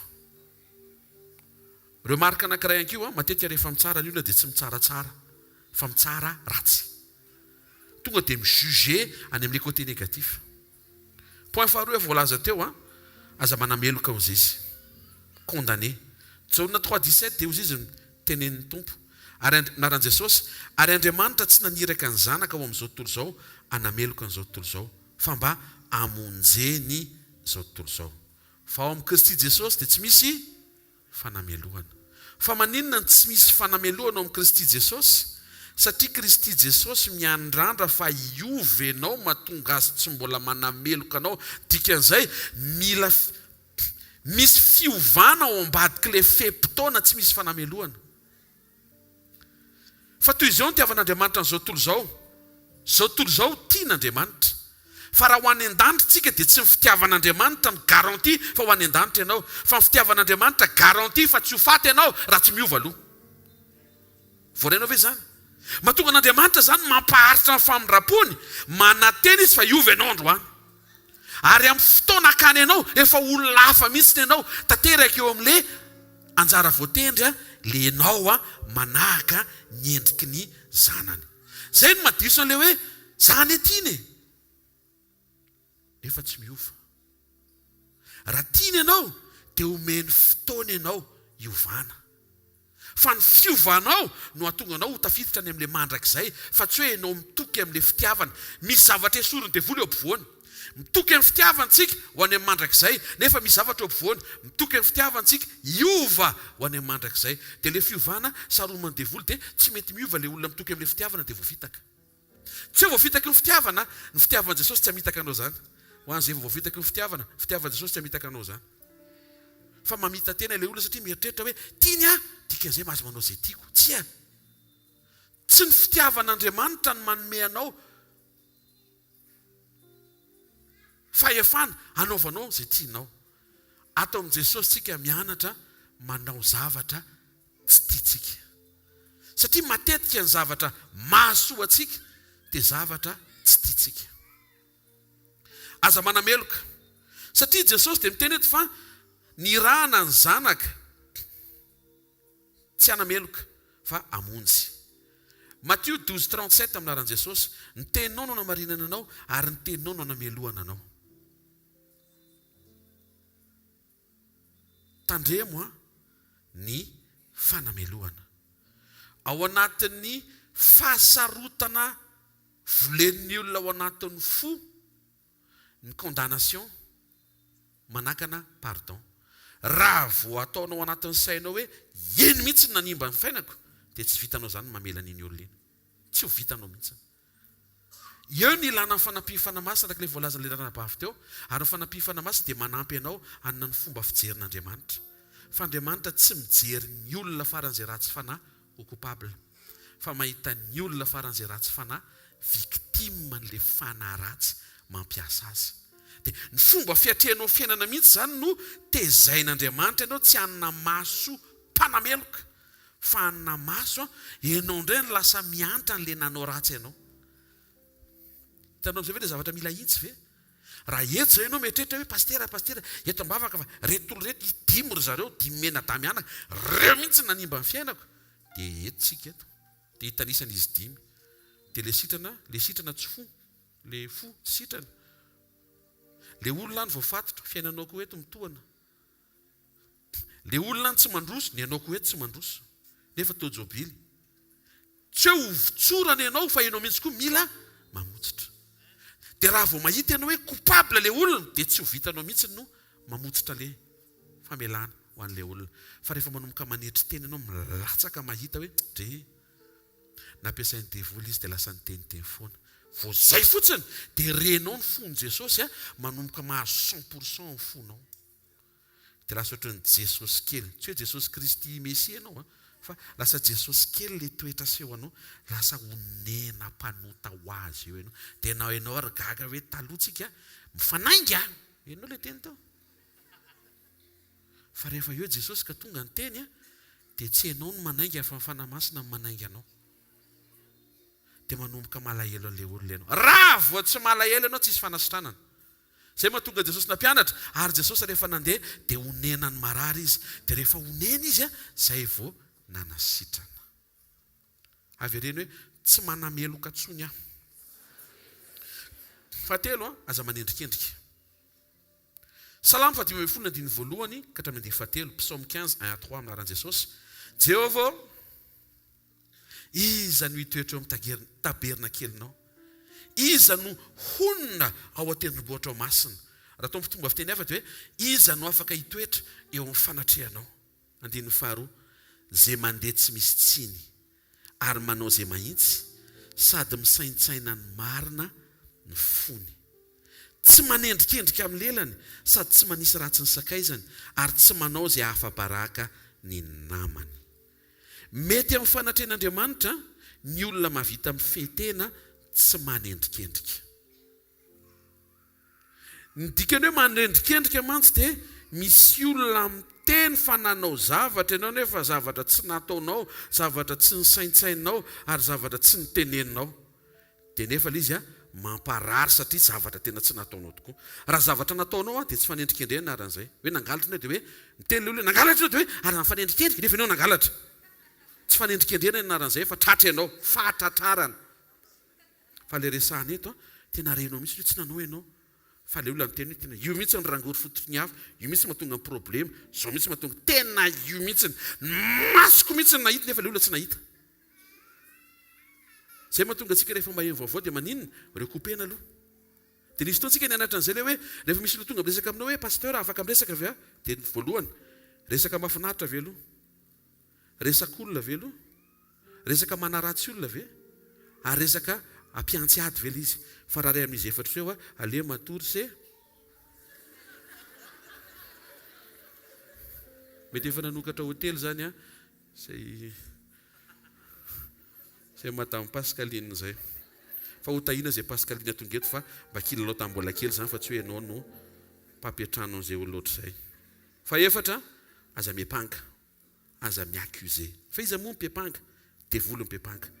Apokalipsy 2:10 dia manambara aminaran'i Jesosy hoe dia nare feo mahery tany an-danitra ka nanao hoe ankehitriny dia tonga ny famonjena sy ny hery sy ny fanjakan'Andriamantsika ary ny fahefan'i Kristy.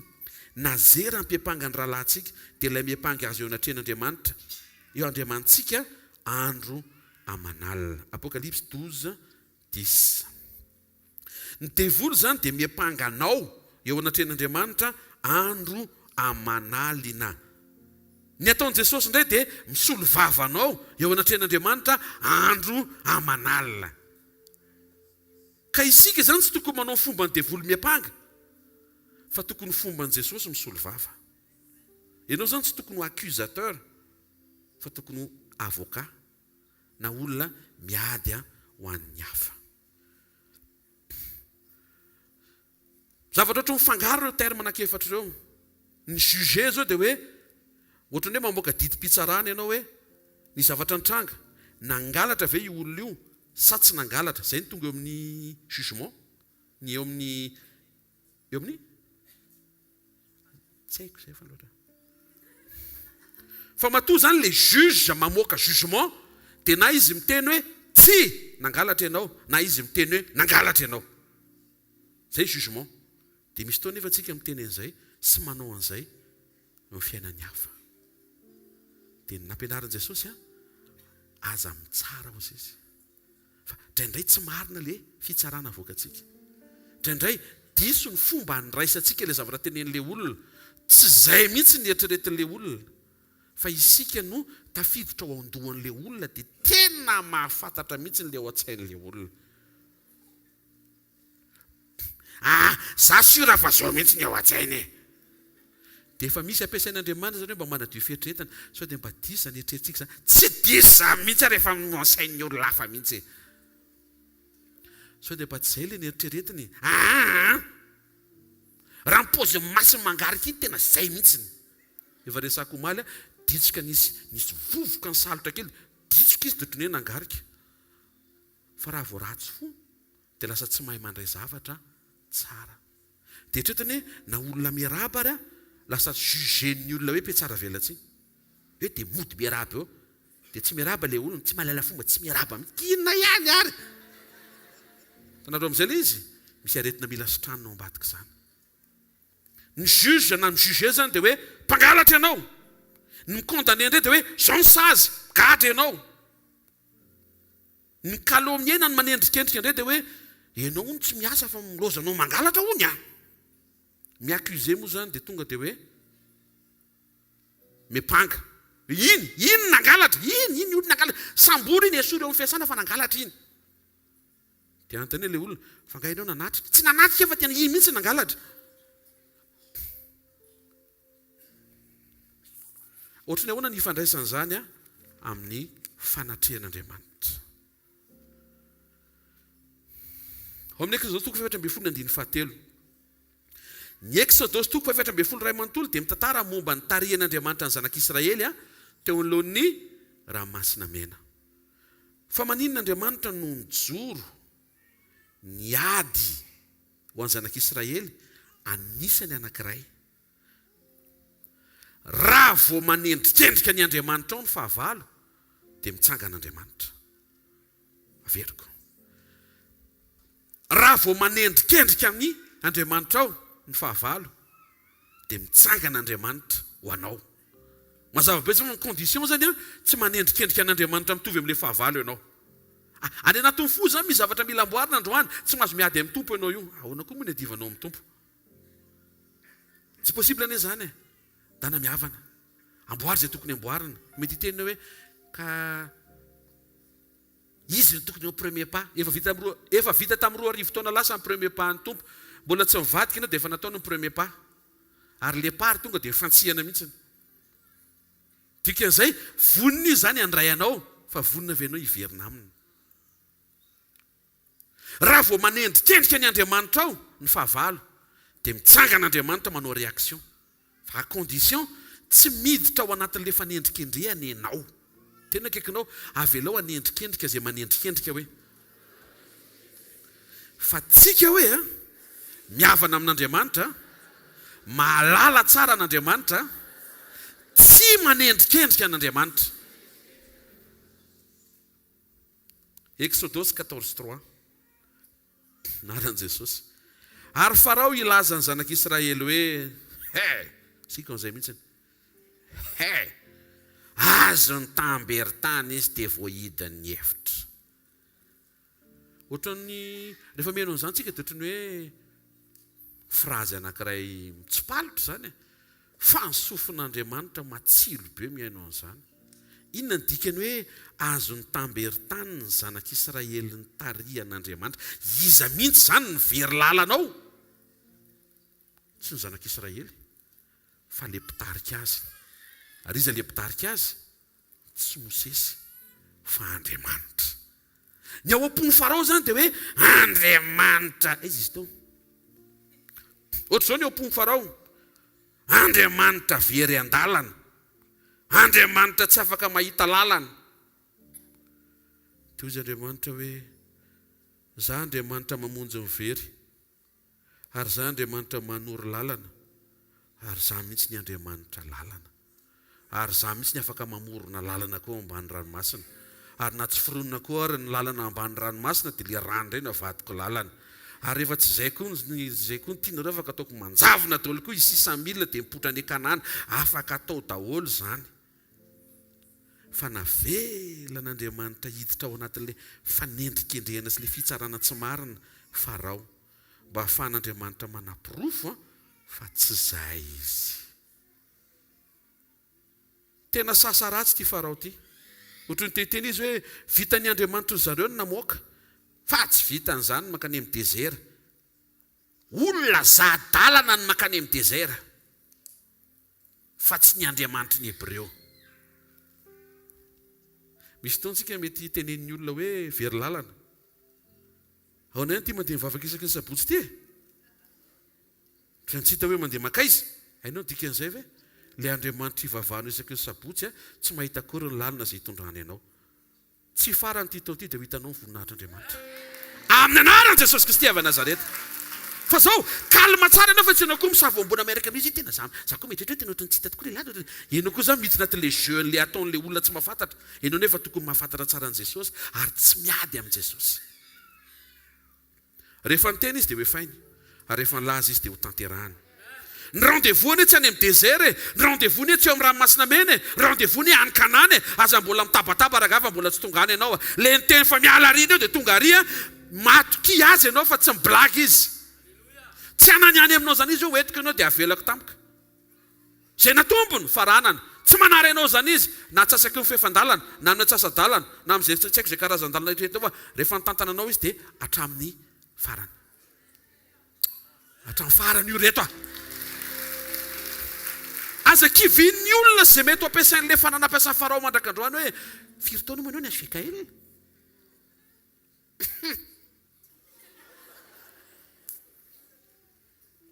Teneno izy efa 20 taona zao to. Ohatran'ny paster Otolo fa mahazo transfiara. Zany hoe te ilaza izy hoe Andriamanitra manavakavaka ny Andriamanitra reo. Raso zavaina tsara le izy. Andriamanitra manavaka amin'ny pastera dia tonga dia mampifiretaka ampino. Panendrikendrika. Fa raha vao tsy taitra ianao anatin'ireny karazana teny be dia be famoafao ireny satria madio am-po tsara ianao, madio fieritreretana tsara. Fantatro tsara fa Andriamanitra ny Andriamanitra ny toro e. Ianao ve dikan'izany? Andriamanitra ny toro izy, misy ny alefany aloha, misy alefany Maorisy aloha, misy alefa miaraka amin'ny Maorisy indray avy eo, misy karazany be dia be zany eo e. Aza gaga fa izy vavolombelona an'izay meza tsara. Voninahitry n'Andriamanitra zany fa zany célibataire dia ty zany Maorisy. Halleluja. Zavatra eto ndray tsy zavatra kisendrasendra e. Misy alefany aloha, misy manarakaraka, misy miandriandry kely, fa ny zavatra sura aloha izy rehetra. Izy rehetra ho karakarain'Andriamanitra daholo. Ditanareo, zay le fanendrikendrehana ataon'ny olona mety tsy mahafantatra izay, tsy tokony hakasika amin'ny fonao. Tsy iny koa ianao zany dia firy tokoa moa fiarandry paster. Lasa lany fotoana manisy amin'ny fiarandry paster eo ianao. Nefa tokony hifantoka amin'ile Andriamanitra ny teny nampitranga tamin'ny modely izay nataony hoe io ny zavatra azo atao. Dikany témoignage anie dia zao e, eto Zay ny dikany. Raha izay faharoa miasa. Fahatelo tsy manavakavaka. So dia misaina hoe izy daholo ny jovavolombelona reny, izy daholo reny, izy daholo reny. Reny zareo reniko. Ianao koa afaka hijovavolombelona koa, ianao koa ne manana zao e. Ary hanana koa ianao vavolombelona ato ato. Aza miditra ao anatin'ilay fanendrikendrehana ataon'ny olona. Fatary ny Andriamanitra ao, dia aza vela ozogozony ny zavatra mety ho ambaran'ny olona tsy mahafantatra ny Andriamanitra ao ny fifandraisanao amin'Andriamanitra. Azo ny tamberitany. Very any amin'ny désert renika. Ainao mahatonga ny Farao ny teny izany. Satria nampianarina tao amin'ny tokantrano Farao hoe ny Andriamanitra ny Hebreo dia nitondra ny Hebreo nakany Egypta, rehefa tonga tany zareo dia very lalana dia lasa andevitsika ry zareo. Dia Andriamanitra rehefa tsy miteny dia tsy midika hoe marina ianao. Fa izy nefa niteny hoe efa-jato taona no amelako ny zanako Egypta. Ary ny objectif-n'ilay efa-jato taona satria fantatr'Andriamanitra fa tsy mahay manangona ny zanak'Israely. Tsy mahay epariny. Tsy mahay. Zay tonga dia lany, zay tonga dia lany. Toy izy Andriamanitra hoe asiako banky. Ny anaran'ilay banky Egyptian Slave Bank. Banky ny fanandevozan'ny Egyptianina. Profo, rehefa tonga amin'izay fotoana n'ilay jobily, le ala amin'ny Pasika, maraina an'iny, hoy izy Andriamanitra angatao daholo izay tianareo angatahana rehetra fa omeko anareo hoentina mivoaka. baiboly dia nilaza fa foana Egypta. Aika le fotoam-panandevozana, fotoana hitombona, ary izay tsy azo rehetra nety ny efa-jataona, tsy hoe tsy azo fanangonina. Eto zao misy olona misy zavatra be dia be famafao anatinao, misy zavatra be dia be tsy azo, misy zavatra very, misy zavatra rehefa mitatao fa tsy mety milatsaka, tsy mety tonga, tsy hoe tsy mety tonga ilay izy fa miangona. Ary amin'ity taona ity hijoro Andriamanitra, rehefa mahita ny fijoroanao, eny io tsara, rehefa mahita ny fijoroanao, omeo izay fijoroana izay. Amen. Andriamanitra tsy voan'ny tamberin-tany zany, izy aneny namorona ny tany. Halleluja. Rehefa nitondranao Jesosy aza mieritreritra hoe ohatran'ny tsitan Jesosy zany izay tondrana. Eny, eto ambavaka pastera fa sarotra neny mitondra anaty. Tena kekinao tsy sarotra amin'ny Jesosy mitondra anao ka hoe. Mahatonga ilay sarotra satria ianao no mitondra anao. Hoe hoetiko ato dia pasoko avao, dia ampidiriko avao, dia avokako avao, dia tsy maintsy mitrango ity. Tonga tamika amin'ny fahendren'Andriamanitra. Ary raha fantatra mpanapaka izao tontolo izao, dia tsy nombony teo amin'ny asijaliana ny tompo. Zany no fahendren'Andriamanitra zany. Efa eo ampamantsiana an' Jesosy mihitsy ny devoly tsy mahafantatra hoe izy loza ho azy anio zavatra ataony io. Ozy izy Pilato, kapoy. Faly ary le devoly nampiasa le miaramila romanina. Ny karavasy nampiasaina tamin'izany hono fiantsoana anazy hoe karavasy totokena, izay fiantsoana an'ilay izy. Mbola tsy nahita ianao. Misy ohatran'ny grify izay ny amin'ny farany.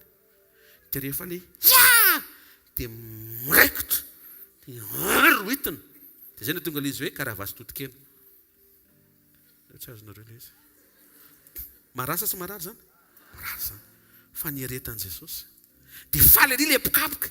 Ninona ity? Safaty indray fomba fiteny fa izany no fiteny zareo tamin'izany. Ay, amaromanina azy, inentus. Latin zany. Teo apokapohana teo. Le miaramila makafy ery satria devoly le mampiasa. Faly mahita fahorian'ny hafa. Tanao amin'izay mahatonga le samy hafa le ao amin'ny Jesosy ny ao amin'ny devoly. Papa! Jesosy tsy miteny mitomany marary, mikika. Fa ny ao am-pony Jesosy, artrite, cancer. Dikan'izay dia hoe izay voatonona eo dia anisan'le 39 familles de maladies izay nikapohana 39 teo amin'ny vatan'i Jesosy. Efa vita calcul le izy. Dia mikapoka zany anakilay. Jesosy amin'izay afaka ny allergie. Fivotosana. Lava be raha ataoko ny 39 fa to dia azonareo tiako tenenina. Hitanao amin'izay, teo amin'ilay namelana an'ilay kapohan Jesosy misy zavatra tsara. Ao ambadiky ny fitondran'Andriamanitra anao io, le mitondra anao ane tsara sady mpanao ny tsara. Fiza miteny fa ratsy ny fiainanao. Oentoeto izy, ahen'ny fahamarinany teny fa mandraka androany, tsy nisy erreur ny fomba nitondran'Andriamanitra ny fiainanao. Halleluja! Ianao fotsiny tsy maharaka dia mikoropaka. Fa Andriamanitra ao kontrola ny zavatra rehetra.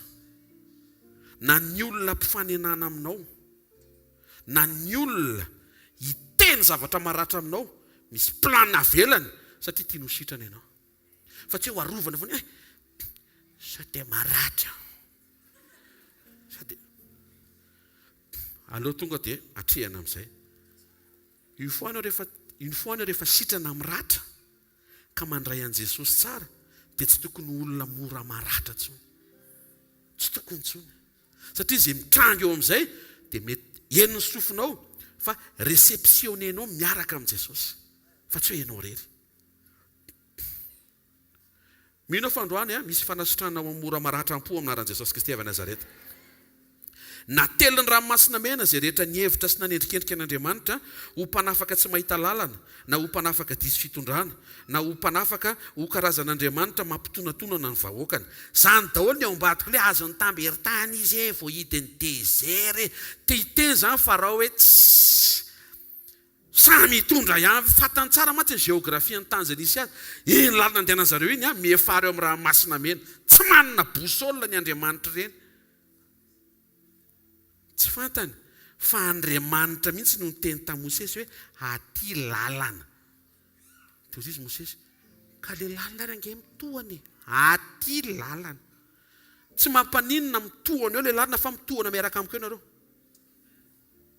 inona tian'Andriamanitra hiaviana ataovy azo antoka fa miaraka aminy ianao fa tsy problème io na mandeha na misosa na mikatona tsy olona n'izany rehefa sure ianao fa miaraka amin'Andriamanitra tsara ny ao anatinao amen sokavantsika mpanjaka voalohany toko faharoapolo ka anankiray hafa indray tsy miova Jesosy tsy miova Andriamanitra raha vao tonga io fanendrikendrehany io mitsangana amin'ny fanontronana tonga dia mitsangana à condition ka ianao koa tsy manendrikendrika fa tsy mety izy hoe Andriamanitra nendrikendrehana fa zako nefa mietreritra voatra misy marina ny le teneniny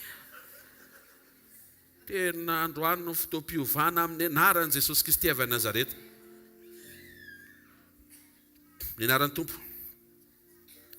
mpanjaka voalohany 20-22 dia voitoisitsika ary ilay mpaminanina ka ny mpanjakan'i Israely ka nanao taminy hoe mahereza tsara ary fantaro sy izao zay ataonao fa raha mierina ny taona dia hiakatra indray ny mpanjakan'ny Siria hiady aminao ny tantara io tsy ho voavakintsika eto fa misy an'izay mpanjakan'ny Sirianina izay Beniadada no anarany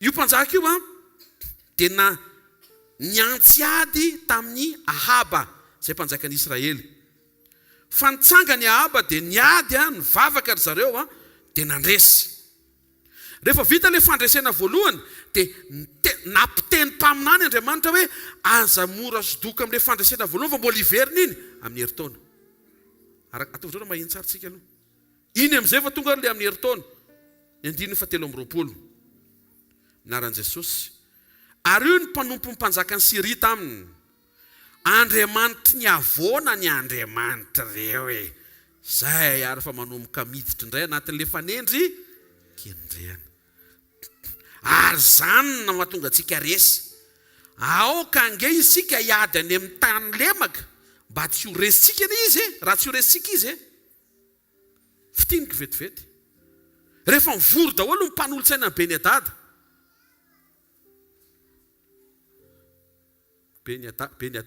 Beniadada raha vao tsy miaraka amin'Andriamanitra dia adalaka zafady fa tsy arotro iny dia mivory zareo bon anafika tsika dia izy tonga dia andao anafika fotsiny fa inona tokony hovaina ny fomba fiady dia nanangatana ny mpanolotsaina rehefa nandinika ny tantara mpirazanan'ireo Hebreo reo sy ny fiarahan'zareo tamin'ny Andriamanina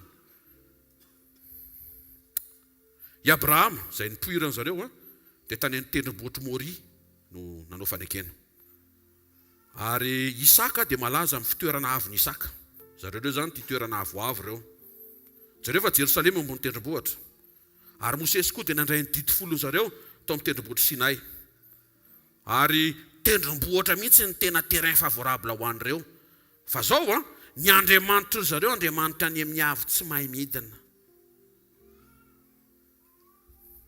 andao ho tao amintsika zareo hiady aty amin'ny tany lemaka aty ambany dia zao ho resitsika eo zareo satria ny Andriamanitra zareo tsy mahay midina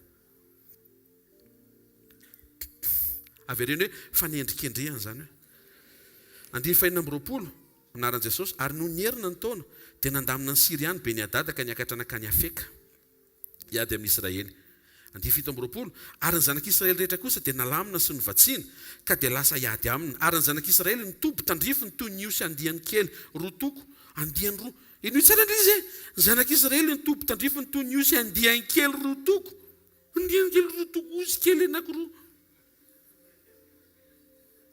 fa ny Sirianina kosa nanemika ny tany raha isa zany dia tsy mifandanja retsy tokoroky loatra ny osy rery manemika ny tany feno zany efa mijenjana dia hoe tsisy miaramila ary fotriny hazo fotsiny reko tozy le ka le hazo be dehibe reo mihitsy le miaramila edy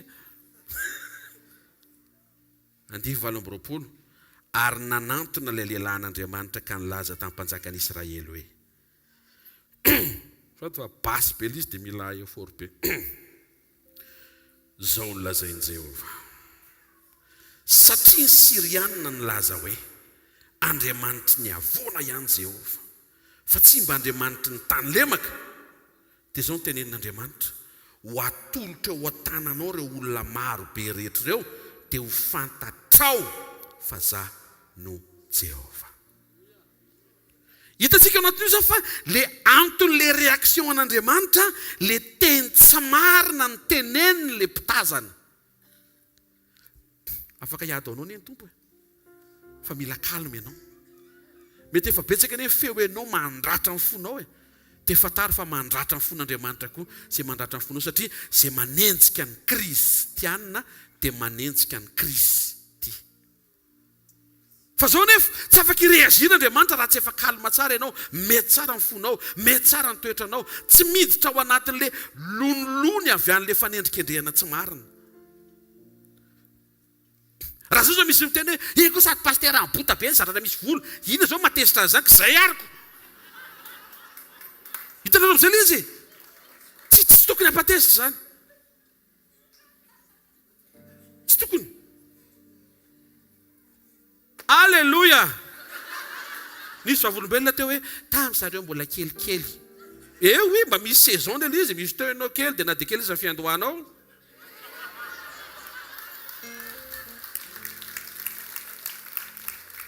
Misy zavatra tsy tokony atao mataitra zany. Misy zavatra tokony atao mataitra. Satria Sirianina nilaza hoe Andriamanitra ny avoany Jehova. 9:20 dia nitoby manandrify afitoana izy rototo, ary tamin'ny andro fahafito raikitra ny ady. Ary ny zanak'Israely nahafaty miaramila tongotra rahetsy tamin'ny Sirianina ndray andro. 9:30 fa ny sisa zay nandositra nakany tanàna feka, tonga dia nianjy rano manda reny olona reny. 7:2 alina no isan'le nianjy ran'le rindrombe, ary Benedada nandositra nakany tanàna ka niditra tao amin'ny efitrano anatiny. Tonga dia manao intervention Andriamanitra, kitianao zao kely fotsiny le rindrina anankiray re dia mahafaty miaramila 27,000. Misy zavatra tokony kitian'Andriamanitra amin'ny fiainanao dia misy problème be dia be ringana. Ino ene mahafinaritra be, le rindrina be manakana, le fahavalo manakana, dia arodan'Andriamanitra le rindrina eo amin'le fahavalo. Zany hoe izy samy izy ny fampinana fa ianao afaka. Tenenina akaikinao, rehefa tsy manendrikendrika an'Andriamanitra ianao avereno, ianao za. Rehefa mandeha fiainana anatin'le fitondran'Andriamanitra dia tandremo, sao dia mijuge an'Andriamanitra ianao. Tandremo, sao dia miaccuse an'Andriamanitra ianao. Tandremo, sao dia manendrikendrika an'Andriamanitra ianao. Zay mahatonga ny boky ny obolona milaza, ny fahadalan'ny fon'ny olona madiso ny lalakalehany, fa avy eo amin'ny Jehova misosotra ny fony gaga Andriamanitra. Nefa izy ny diso. Ohatra, tia misy telefona dia maka rano feno sao dia atsipy anatin'le rano feno sao le telefona. Fa naninona ny simba? Tia tena sao tsy mahalala ny tokony atao, lasa le sao masitsiny. Nefa ianao mila manontany tena hoe ny telefona ve azo atao anaty rano? Ohatrany hoe ny fankalana ve azo atao anaty fo? Tsy zaka ny fonao zany eo. Ny fonao ny foron'Andriamanitra ohatry ny fony, tsy tokony zavatra ratsy ihany eo, zay mahatonga le izy marary. Fa sitran'izany zao anaran'i Jesosy. Aza ampidirana zorodira ny fiainanao, aza ampidirana zorodira ny sainao, aza ampidirana zorodira ny fonao. Diovy tsara io, feno io tenin'Andriamanitra, feno io zavatra tsara. Ny zavatra noman'Andriamanitra amin'ity taon'ity zavatra faran'izay tsara, misy tsy takatry ny sainao, mety misy tafiditra amin'le programa sy le plana nangatanao hatramin'izay. Tsy olona an'izany fa tsara aloha ty taon'ity satria le Andriamanitra tsara hijoro eo amin'le fahatsaram-panahitany fa manomboka avoakanao amin'izay. Mianatra tsy ho ratsy saina. Ny saina ny Sirianina dia nanendrikendrika an'Andriamanitra hoe reo ny Andriamanitra any ambony. Izay ngena io révélation io tonga le hirany zareo mpanorapy hoe tsy tadidiko. Le fahefany zany.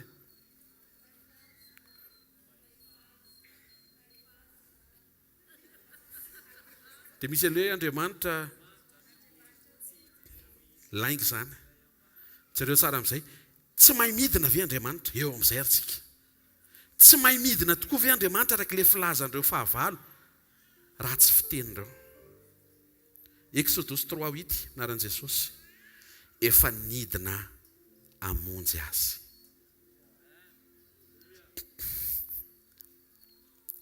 Taiza ho aizy Jesosy nidina pastera, izy anie zanak'Andriamanitra any amin'ny avo e. Kina fotsiny Krismasy. Nidina izy. Aveo rehefa anasa tongotra indray mbola nidina indray. Tsy haiko ny tongotra ireo rehefa sasana fa ny any aminay rehefa manasa tongotra dia any ambany ny tongotra sasana fa tsy io sasany tongotra. Dikan'izay midina. Fanekempinoana. Nidina tany amin'ny fiainantsika. Nidina.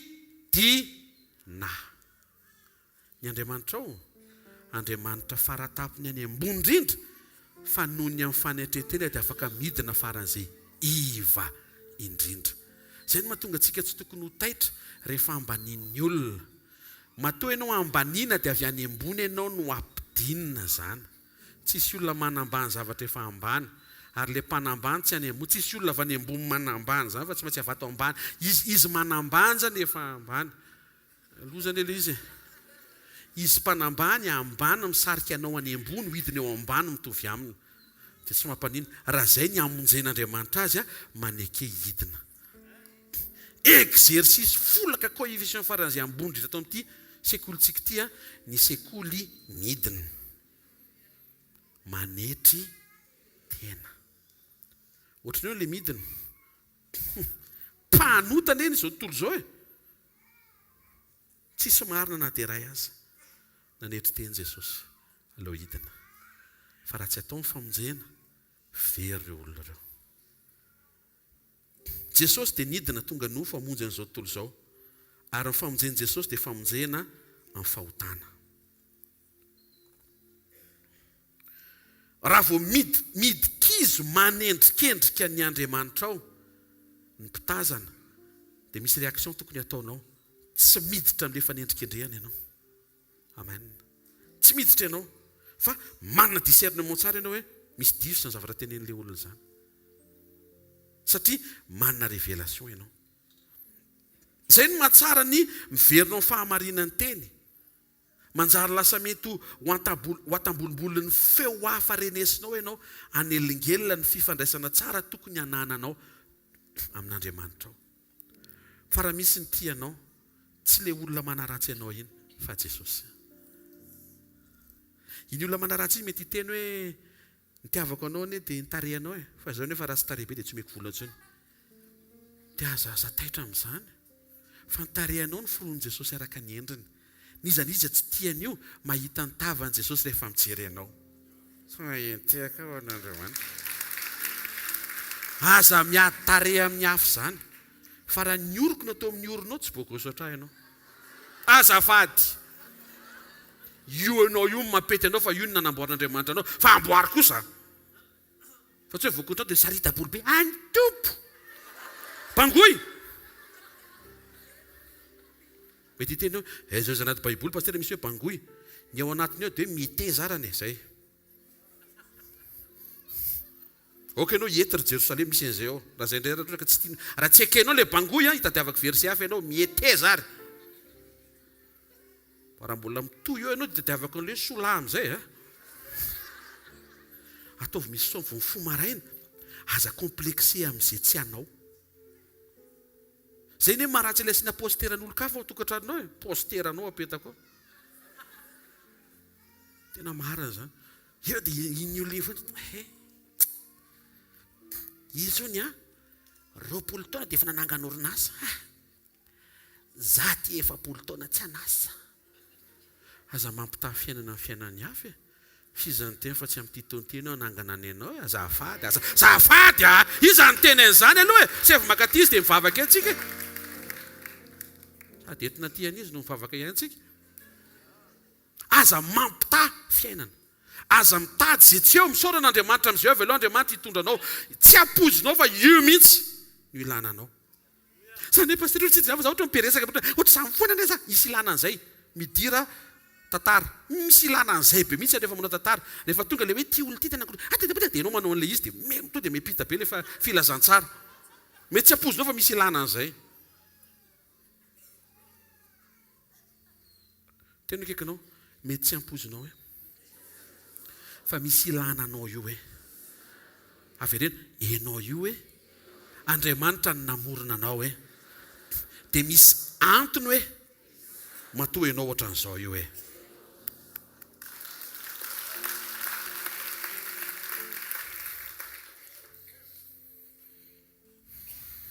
petsaka mety endriky ny fanendrikendrehana mety ho tonga mitady anakivy aza vela ho kiviny feo ivelany ianao mahereza avy amin'ny feo an'Andriamanitra renao avy amin'ny tenin'Andriamanitra ao anatinao.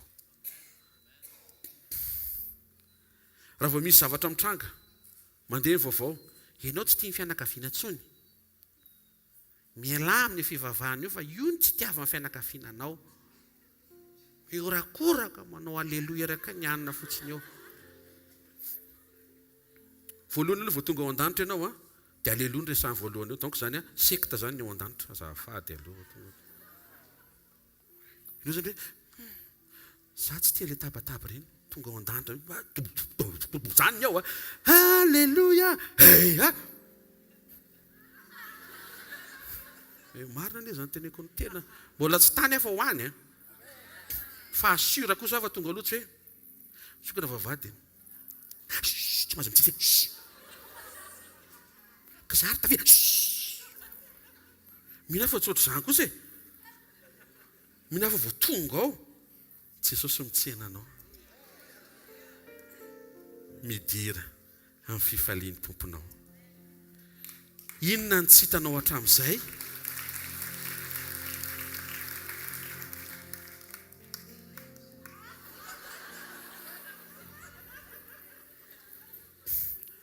aizany takosy ato misy any tsy haiko izay inonao aloha fa misy any tsy azonao hozongozonina amin'izany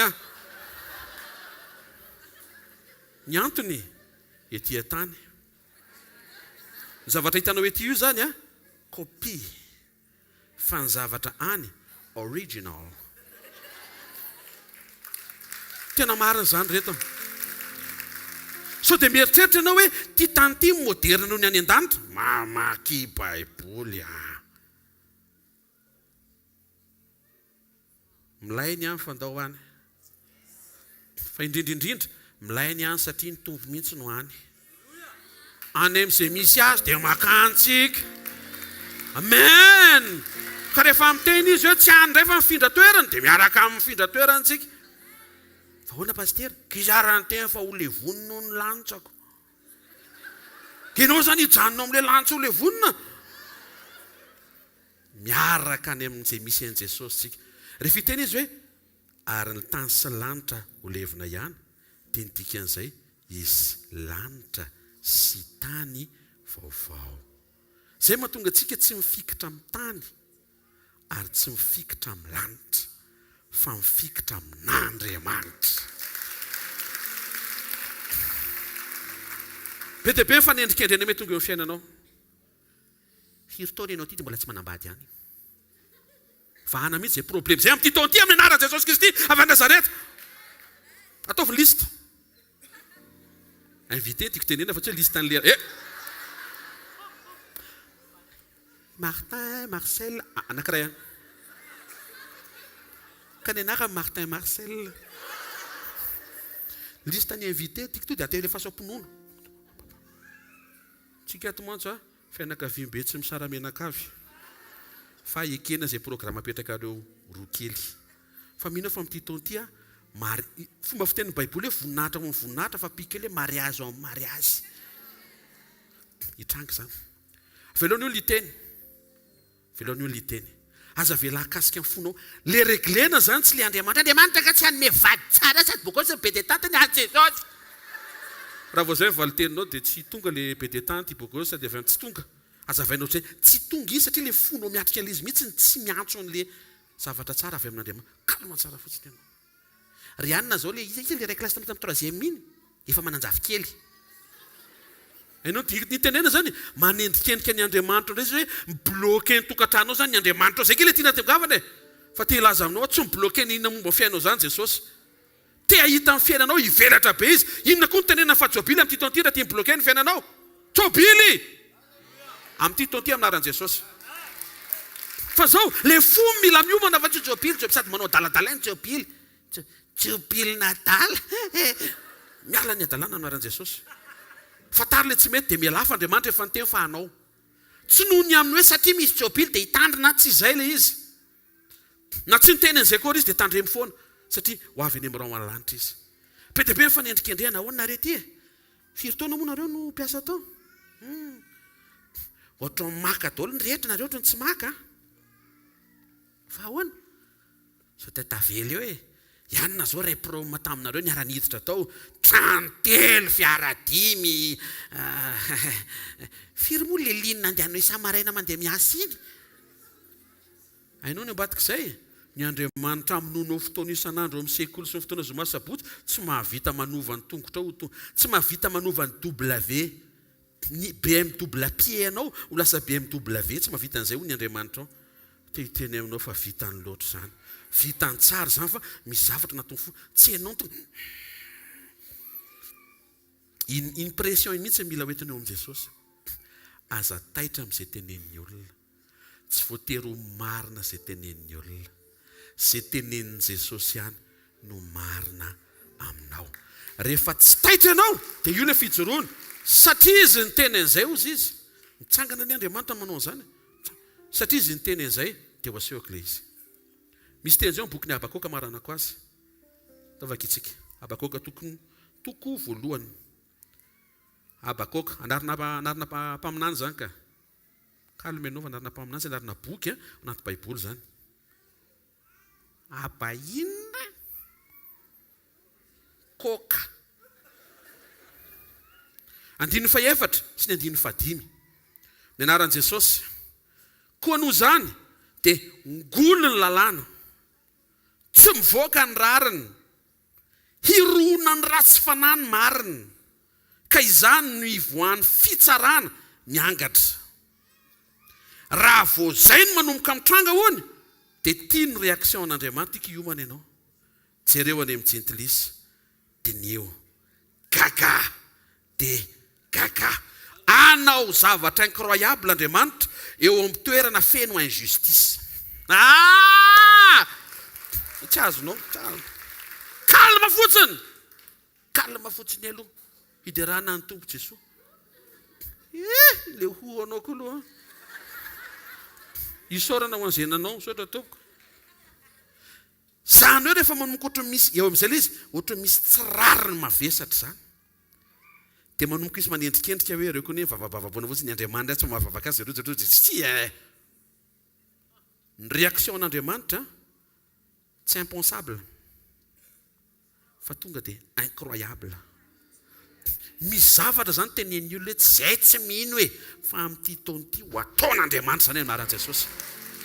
Na eo amin'ny fiainanao na amin'ny firenena na amin'ny toeram-piasanao naiza misy ohatry ny lalàna angoly. Dika le lalàna angoly ohatry ny miantona tsy miatra. Mpangalatra tratra tsy miditra.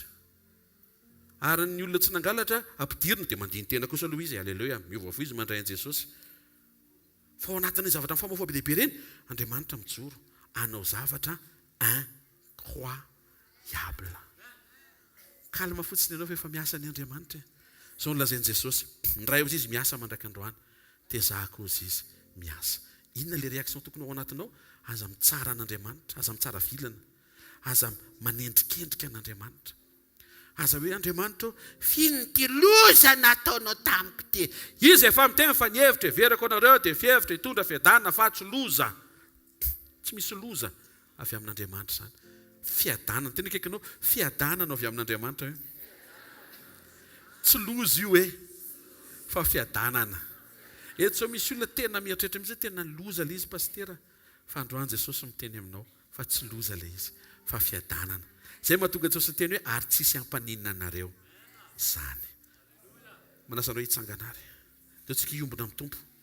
Ao anatin'ny latabatra izay mivelatra nomeny Jesosy ny nofony amin'ny alalan'ny mofo ary nomeny Jesosy ny rany amin'ny alalan'ny kapoaka sy ny ranom-boaloboka. Dika le communion miombona ary vokatry ny communion lenao lasa tsy manendrikendrika an'Andriamanitra ohatry ny olona tsy mahafantatra an'Andriamanitra. ianao tsy mitsara tsy marina an'Andriamanitra ohatry ny olona tsy mahafantatra an'Andriamanitra fa ianao any amin'ny côté misy an'Andriamanitra. Hitanareo problema na Adama sy Eva? Andriamanitra ny teny raha vao hinananareo io dia ho fatinareo. Dia le menarana ny teny kona kosa samihafa raha hinana anareo nareo dia tsy ho faty. Tsy ampy communion Adama sy Eva. Adama sy Eva tsy mba nyteny ka zay any amin'izay tenenin'Andriamanitra. Amin'ity taona ity zao be dia be ny pronostika avy ny fiteny azy sa ny perspektive ambaran'ny olona miteny fa mpikaroka sy mahay fa anisan'ny tena sahiranao ny firenena. Fa za te ilazanao fa zavatra nytenenin Jesosy aloha amin'ity taona ity izy Jobely izy zavatra ovitsorana. Ary zany teny zany dia teny mety tsy mahafalo ny bailleur satria rehefa hiasa eo Andriamanitra dia miala maina ny bailleur. Bye bailleur. Satria hamotsitra Andriamanitra fomba sakatry ny saina. Tsy hoe zany nandeha antena antsika eto indray fa ndao tsika natenan'i Jesosy. Fa ianao mihitsy ny tiany ovitsorana izay rehetra makasika anao afaka anao intervention Andriamanitra fa ny fony mila miombona tsara amin'i Jesosy. Any amin'izay tenenin Jesosy ny tokony misy ny fonao. Sotra ray aminaran'i Jesosy ny amin'ny asarbidin'ny fotoana sy ny teny androany. Velarinao ny latabatra ary tianao izay ho tafiavana aminao ny fotoana rehetra. Indraindray izay Jesosy araka ny teny izay nomenao androany dia tafasaraka aminao. Satria rehefa miditra anatina fitsarana ny hafa, fanendriketrehana ny hafa, fanamelohana ny hafa, na fiampangana ny olona miaraka aminay sy mifanena aminay, dia tena tafasaraka amin'ny fonao zay satria ianao tena tsy zany mihitsiny. Ary dia tafasaraka amin'ny fanatrehanao zay, tafasaraka amin'ny fankasitrahanao. Androany dia nampatsivinao fa rehefa nanendrikendrika anao Farao dia nanotrona ianao. Rehefa nanendrikendrika anao Beniadada lehibe ny Siriana tamin'izany dia nitsangana ianao satria tsy araka le fitenin'ny olona ianao. Ary zay le mahasaro-piaronao tahaka an'izay lazainao tamin'i Joba hoe marina ny filazanao ary ny tenenao tamin'ile namany tela hoe tsy marina ohatry ny filazan'i Joba ny filazanao momba. Le filazanay momba anao mihitsy ny mila intsy tompo fa tsara ianao. Mpanao tsara ianao. Tsy misy afa-tsy zavatra tsara no avy aminao. Mahatonga ny fiainanay ohatr' izao. Misy ifandraisany amin'ny fahataraiky ny décision raisinay. Misy ifandraisany amin'ny fahadisoana ataonay. Misy ifandraisany amin'ny indraindray miteniteny foana zay dia mitranga ilay teniteny foana dia tsy zakanay nefa zay ihany no mitenen'ilay izy. Zay rehetra tafasaraka aminao amin'ity marain'ity tompo. Satria efa nitao aminao eto mifanatrehanao. Aoko ho tafaverina sy ho tafiavana tanteraka aminao zay menakavy. Fony zay satria misy fotoana mety miady aminao. Fa izy zay no miady aminao. Ianao nefa no miady ho anay fa tsy hoe miady aminay. Zay fahadisoan-kevitra sy fahadisoana fomba fijery misy no mety netanatrehana ary iantsona ny famindrapo. Misy olona eto miady amin'ny tompo dia izao ny fotoana ahafahanao mihavana aminy. Miverena fa tsy avy aminy io loza io. Dia voly te hampisaraka anao amin'i Jesosy no manao an'io. Fa ny ao am-pon'i Jesosy dia niandray anao. Ireparefo faingana izay mety ho dégâts, blessure, destruction nateraky ny zavatra diso mety nandehananao sy ny saintsainao tany amin'ny passé anao. Miaraka aminao Jesosy.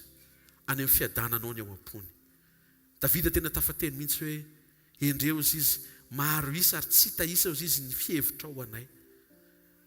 Ho an'izay manatrika dia tiako ho fantatrao fa tena misaina anao io Jesosy.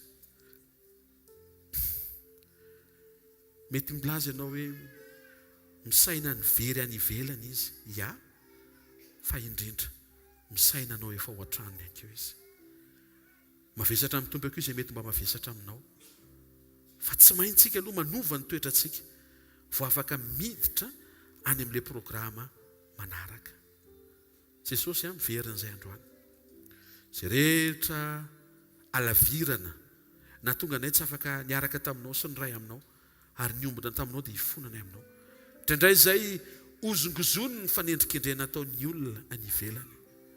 Ataondra olona izay tsy mahalala anao na mety ataon'ny olona izay tsy tianao lasa tsy tianay ihany koa.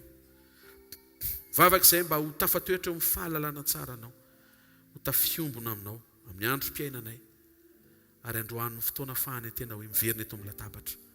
Matsiaro zay ny lesona nomenao tokoa hoe ny disadisa, ny korotana, ny adiady rehetra dia ilana latabatra boribory. Androany manokana Jesosy dia tonga eto amin'ny latabatra ao zay dia misaotra mbola mandray anay ianao. Tia hitanay ho tafaverina ary ho tafatoetra eo aminao indrindrindrindra. Saotra ny amin'ny famindram-ponao, saotra ny amin'ny famelan-keloka izay ahafahana miainga vaovao amin'ny teny ity. Ianarana ihany koa mba tsy tsaratsara ny hafa, tsy hanendrikendrika, tsy hepanga, tsy hanameloka indrindrindrindra, satria tsy izany ny fiainanao ary ny fiainanao ny tokony fiainanay. Ny anaran'i Jesosy. Amen. Ny ala izay namadiana azy Jesosy nandray mofo. Dia izao ny teneniny. Nitsofony rano ilay mofo aloha. Ary iny mofo eny an-tananao izy asandratrao dia nofon'i Jesosy. Izy fiantraikany eo amin'ny fanahinao, ny ainao sy ny vatanao. Hitondra fanasitranana, ampahery sy ampatanjaka ny ao anatinao, anadio ny mombanao ray amanontolo amin'ny anaran'i Jesosy Kristy avy Nazareta. Dia izao ny tenenin Jesosy, izay mihinana ny nofo sy misotro ny rako izy manana fiainana mandrakizay, ary za hanangana azy amin'ny andro farany. Nofoko ny tena fihinana ary ny rako ny tena fisotro. Vakiny zany dia nizarainy ary dia hozy izy hoe misaora azy.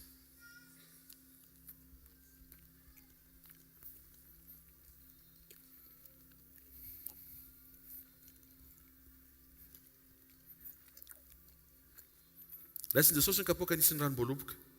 Izao nambarany eo, tia kapoaka amin'ny fisaorana. Raha latsaka ho anareo ho famelana ny heloka hozy izy. Ny anaran'i Jesosy no hanononana fa voavela ny helokontsika tsiraray avy izay tonga eto. Ny anaran'i Jesosy no hanononana fa mikoriana ao anatinao indray io rahan'i Jesosy io. Manavaony ao anatinao. Ny fiainan'Andriamanitra miditra amin'ny tiany ity dia hitondra famelombelomana ho ao anatinao. Saora azy.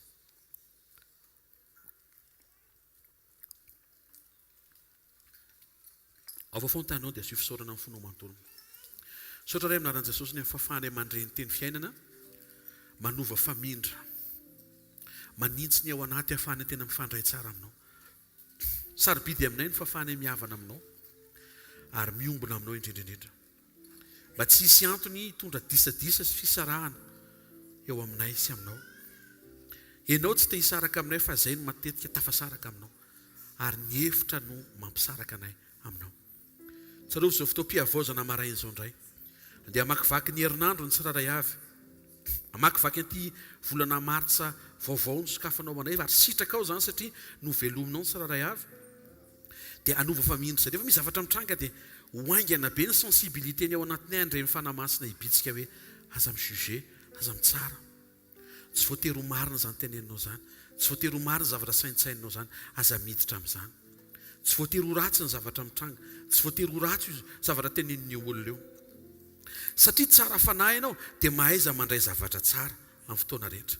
Aza miapanga, aza manameloka ary aza manendrikendrika. Amen. Raha ataontsika izao ampiasana zany ohatra dia hoe wow tena tsy hita le tsy hita le fauteuil. Fizanaka le izy mety ho fantatrao. Dia ianao zany tsy tokony ho mpiapanga. Mihaino ve tsika? Tsy hoe miombo keloka amin'ny mpangalatra ianao rehefa tsy miteny, fa aleo mianatra ohatran'ilay tenenin Jesosy. So zavatra mitranga izao tenenin'Andriamanitra ny fonany. Alléluia. Na ny ampianarana ihany koa. Qui a caché la trousse de maîtresse? Dia mianatra tsika. Tsy miaccusé. Tsy midika izany hoe manafy keloka. Fa avy aloha fa tsy maintsy ho tratra foana io. Fa aoka tsy ho avy aminao no tratrarana an'ilay izy. Dia izay mahatonga antsika miteny hoe c'est un voleur. Non. Mety sendrana anao an'izay izy. Fa tsy voatery ho izay izy. Mihaino ve tsika? Tena faly Jesosy rehefa tanterakitsika amin'izay fiovana omeny ao ambadiky ny teny. Tsy mijuger, tsy miaccusé, tsy mikondamné, tsy mikalomnier, tsy manendrikendrika, tsy mitsara, tsy manendrikendrika, tsy manameloka. Ina farany? Zavatra tsy maintsy mijery nôty kely. Tsy mitsara, tsy manameloka, tsy manendrikendrika, tsy miapanga. Ataontsika tiaka amin'ny tsara amin'i Jesosy. Mazotoana vetivety. Anao vaovao ny pasteur dia manao fanatritsika dia isy fidehana ataontsika vetivety dia tsofina rano ianao dia miravitsika ho voninahitry ny tompo. Halleluja. Miarabantsika amin'ny anaran'i Jesosy. Fotoana manokana rehefa ao anatin'ny fanatitra dia fanehoana amin'ny fomba hita maso fifandraisanao fonao amin'Andriamanitra. Rehefa manomenao dia afaka teneninao mihitsy hoe omeko ty fanatitra ty dia ho lasa tsara toetra.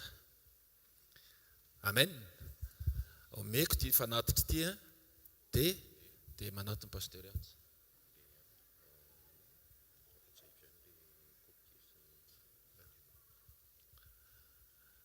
Dia tsy ataoko amin'iny foko fa ataoko amin'i Jesosy. Tsy hoe izay ilay nresan'ny pasteur aja teo fa rehefa manao fanatitra ianao dia ataovy tena tsapanao hoe mifandray amin'Andriamanitra ny fiainanao. Ataovy tsapanao fa tsy fombafomba mahazatra ny fanatitra. Tsy hoe rehefa tonga ato dia tsy maintsy akana vola ianao, fa rehefa tonga ato dia tsy maintsy alaina ny fonao omena an'Andriamanitra. Amen.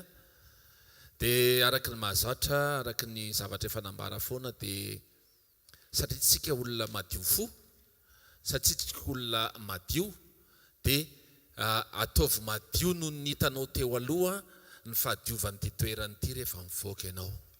Amen. Dia raha hitanao zany fa misy maloto na hoe ianao mihitsy na ny zanakao na aminao an'ilay fonona biscuit na ohatran'izany na bonbon dia esory iny dia ento mivoaka fa tsy ajanona ato. Raha sendra hoe le olona teo akaikinao nanao an'le izy ka latsaka dia aza tezitra amin'le olona hoe efa niteneniny ito fa mbola mandoto ihany fa alaivo le izy dia ento dia arina any amin'ny poubelle any an-trano raha tsisy poubelle eo ivelany ao. Halleluja. Dia fotoanantsika moa rehefa aveo ozy izy ny tompo hoe fakazara mitompo koa milaza hoe zaro amin'ny lalana tokony alehany zay tokony ho andeha amin'izay lalana izay ny fotoanan'ny tanora rehefa aveo ny fotoanan'ny ankizy rehefa aveo club d'enfance, club d'ado dia manentana antsika hatrany tsika tanora aza mainka nody sabotsy androany misy sakafo any an-trano fa zataitra fa andao aloha tsika eto dia mihaino ny fahasaran'Andriamanitra. Misy kilalao ataony zareo eto indraindray zay miara milalao dia meme zany dia tena mahafinaritra be ny fotoana eto dia manentana antsika tanora manokana. Misy efa lehibe no zahay zao, zay mbola tanora fa lehibe no zahay zao mijanona eo dia miara milalao dia mahafinaritra be fa tsy hoe milalao ny atao fa tena mandray teny avy amin'ny tompo dia mianatra ny atao fa tsy hoe milalao fotsiny fa le milalao zany mba ohatrany hoe ny kristianina afaka milalao. Ny fotoanantsika amin'ny herinandro latsinainy talata alarobia sekoly tsy angatahana écolage, tsy angatahana frais d'inscription fa sekoly mitondra fiainana ho antsika. Latsinainy amin'ny 7 ka hatramin'ny 8 ora sasany etsy amin'ny super U Analakely deuxième étage ho an'izay mbola tsy mahalala. Dia amin'ny 7 latsinainy manokana sekoly mpamahana olana, talata sekoly mpanasitranana ary ny alarobia sekoly mpanambina toetra sy fitahin'Andriamanitra. Ny zomantsika eto amin'ny 4 dia araka ny voalaza teo raha mahitinareo ny olona izay nijoro vavolombelona dia presque ohatrany hoe nahare tenin'Andriamanitra tany amin'ny radio na hoe tany amin'ny hvkl-mission dia nijery tena sarobidy be ny ahalalan'ny hafa dia mba ianao mampita zany hoe misy an'izany FM 90.8 zany dia rehefa mba ianao manao Facebook raha manao ianao dia partageo reny fa tena mitondra fiovana ho an'ny fiainan'ny hafa. Amen. Andaontsika hitsangana re anolotra fanatitra ho an'ny tompo. Ainjiro aty amin'loana ny tananao raha io sotranao zay fa tsy mitsahatra anao mampianatra anay indray tompo, indrindrandrindra le toetranay isan'andro dia liriny eto foana tompo dia indraindray zay tsy mahatsiaro hoe aika ny zavatra tenenina io mety mandratra ny hafa, aika io fihetsika olona ratsy toetra dia nampahafantarinao zay androany. Dia zany ny saorana ianao manindrona le izy fa fantatray fa mety aminay dia misaotra tompo. Mety hoe manindrona koa ny mamoaka vola ny aposty Jesosy fa fanatitra ny anaran'iny fifandraisanay aminao. Isaoranay afaka manatanteraka an'izany satria eto amin'ny fanatrehanao zay dia makasitraka tompo tahiony tsirairay avy aza vela isy adino na iray ary hatramin'ny kely indrindra ka hatramin'ny lehibe indrindra fa ho kasihanao ny fiainany satria mifandray aminao. Misaotra ray amin'ny anara-maheran'i Jesosy. Amen. Andao tsika tehaka mafy voninahitra Andriamanitra. Alléluia. Ataontsika ideran'Andriamanitra. Ataontsika ika mafy alléluia. Mba mangataka andralahy Aldora ao izy mba hitarika any dia ety aloha ety. Ataontsika ity tanana mafy ho an'i Jesosy.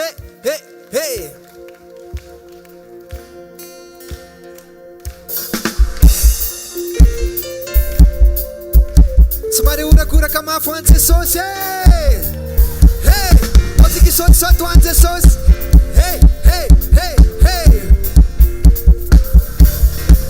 Amfosy fanahy no anatratako ny anaranao, ameriko jiaby iderako ny anaranao, fohanao raiky ro no antony avelomako ka iderany anaranao.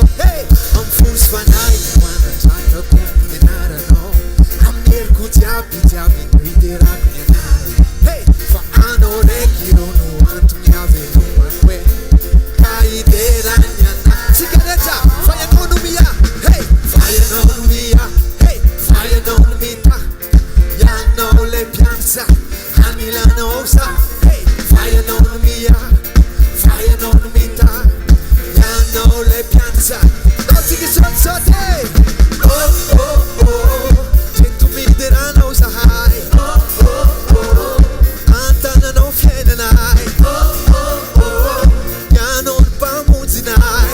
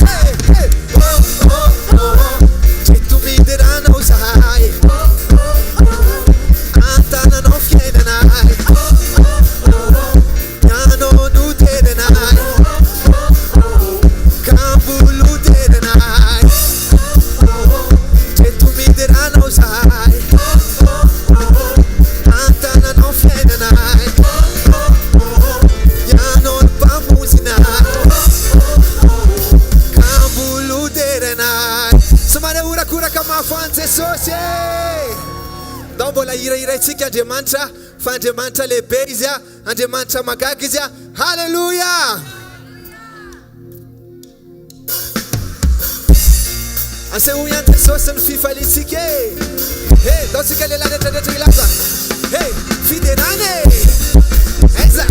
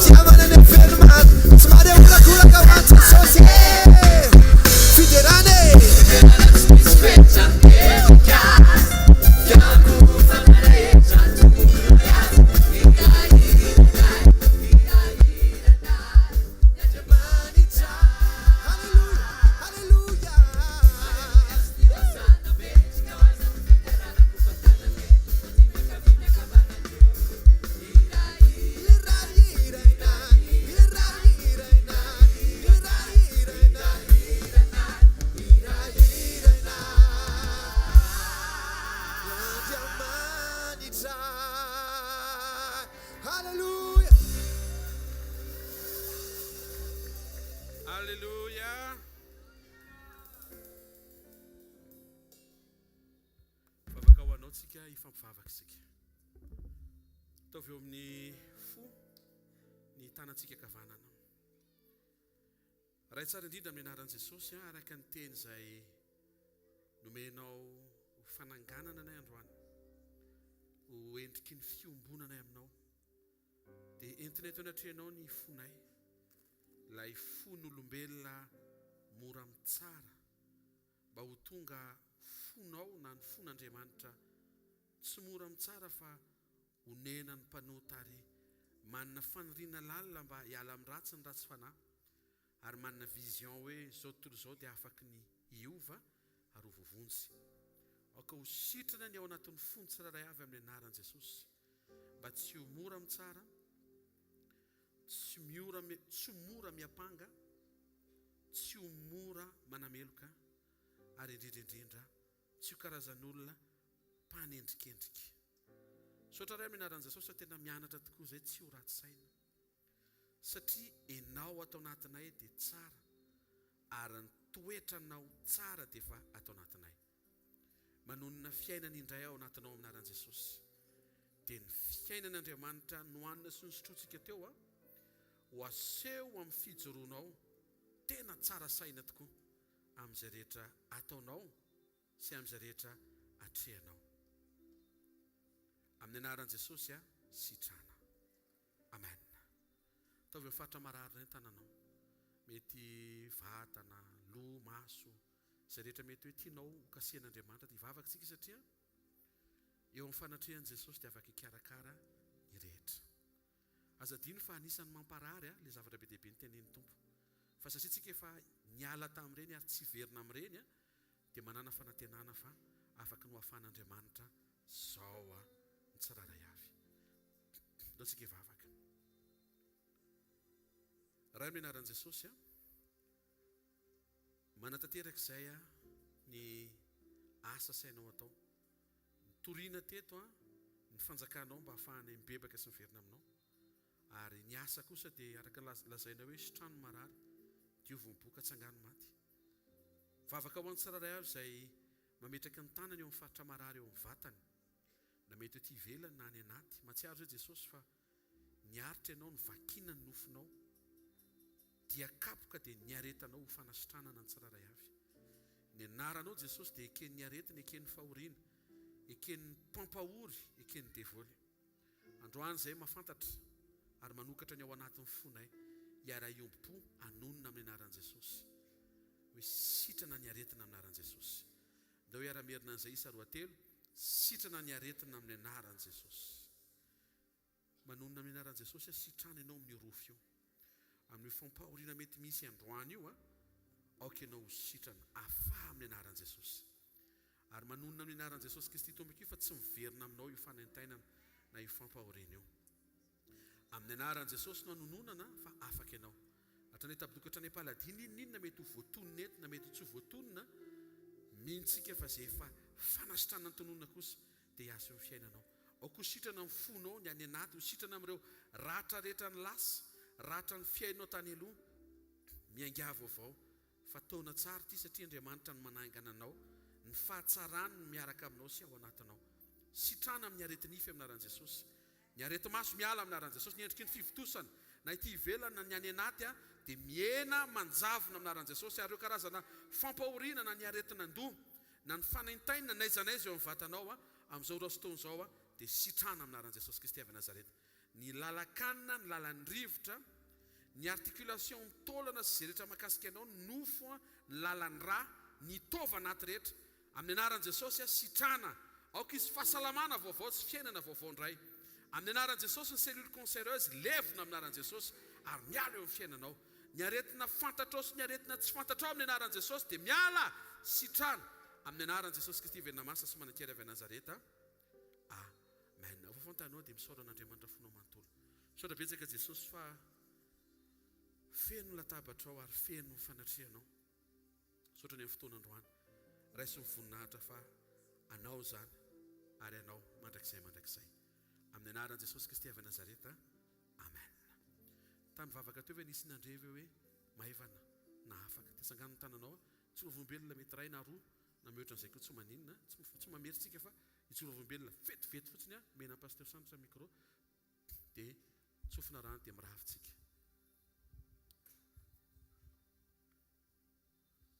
mazotoerana vetivety kely fotsiny mazotoerana vetivety kely fotsiny mbola afaka manangatanana eo ampipetrahana eo dia nohy fa efa manasitran' Jesosy zao tsika miteny zao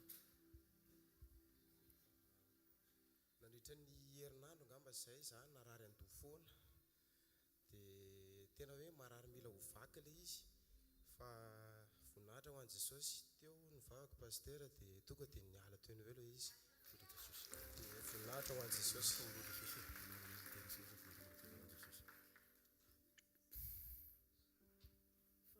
an'i Jesosy fa nandritra ny amoahy teo za narary andoha be dia niatoka tia koa marary dia rehefa mitodika dia tsy maintsy manaraka ny vatana rehetrarehetra fa tena marary dia izao ilay izy maivana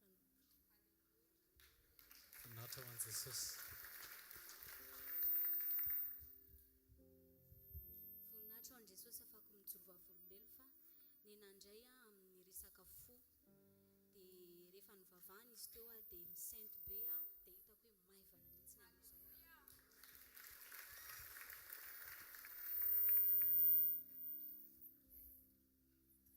zay hoe voninahitra ho an'i Jesosy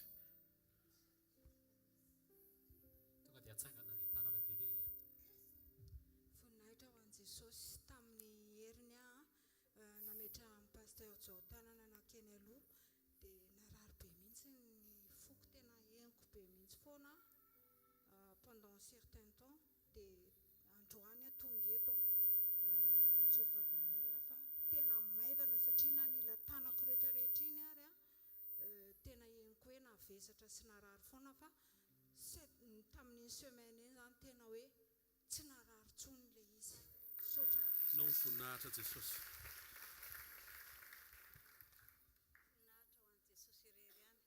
voninahitra ho an'i Jesosy irery ihany fa avizanana be ny dirako teto androany satria avy any ambanivohitra ary tena reraka ary noho ny efa teo nandritra mivavaka aloha dia efa hitsapako ny fanasitrana nataon'ny tompo ary nandritra nandritra ny vavaka teo dia sinda ilay avizanana rehetra voninahitra ho an'ny tompo voninahitra ho anao Jesosy sitrano ahy dia ho sitrana vetivety dia maketo aloha zay rehetra mety mbola mangetaita mametra tanana izy ay misy fanasitrana zafady ato pasteur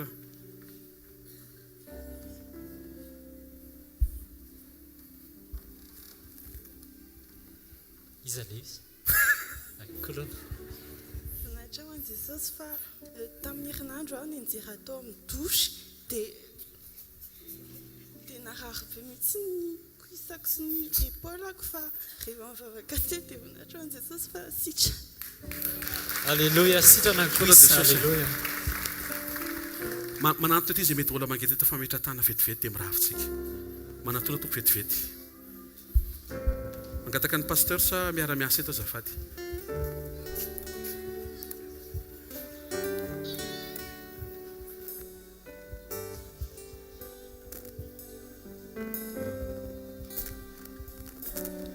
sitrana o tompo dia ho sitrana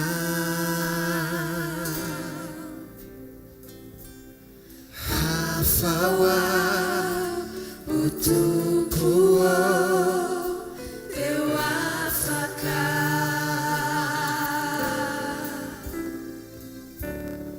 kasi ny herinao ny fiainako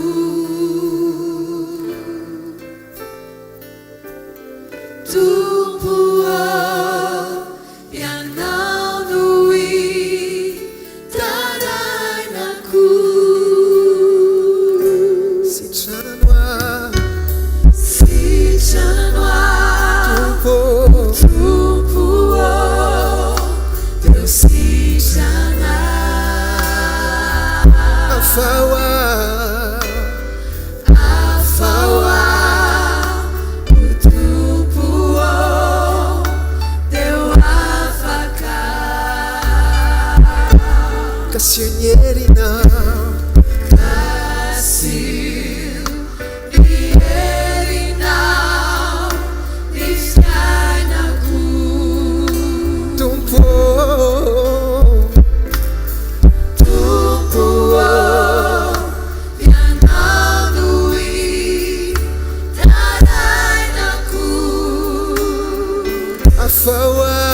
sitrano ao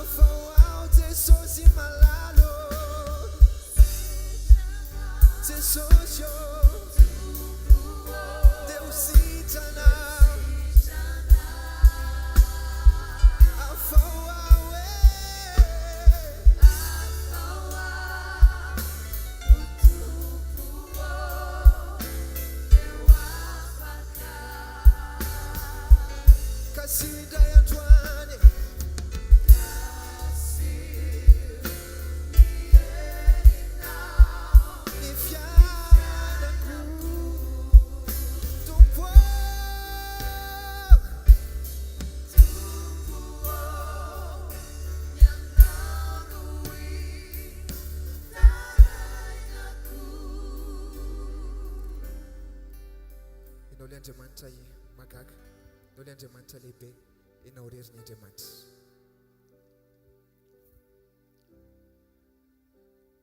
Andriamanitra atramizay lazao Fianjanana Andriamanitra Arani Ninonaitana Fianjanana Andriamanitra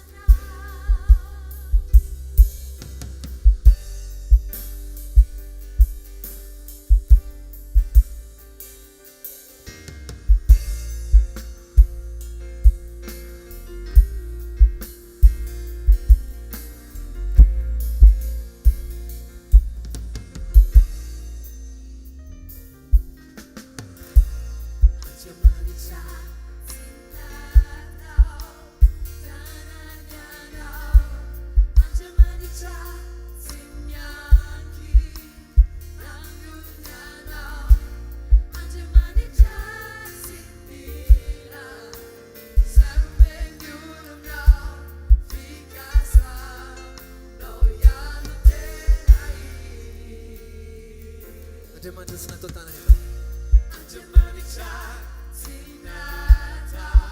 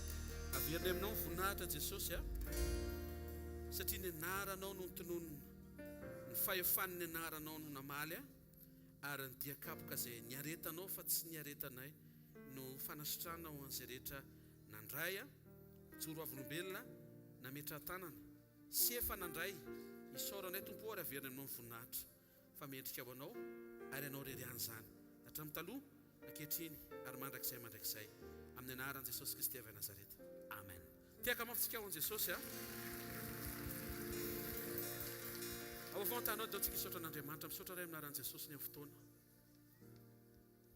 manomboka androany tokoa izay Jesosy tena hoe mianatra tsy mitsaratsara olona tsy manendrikendrika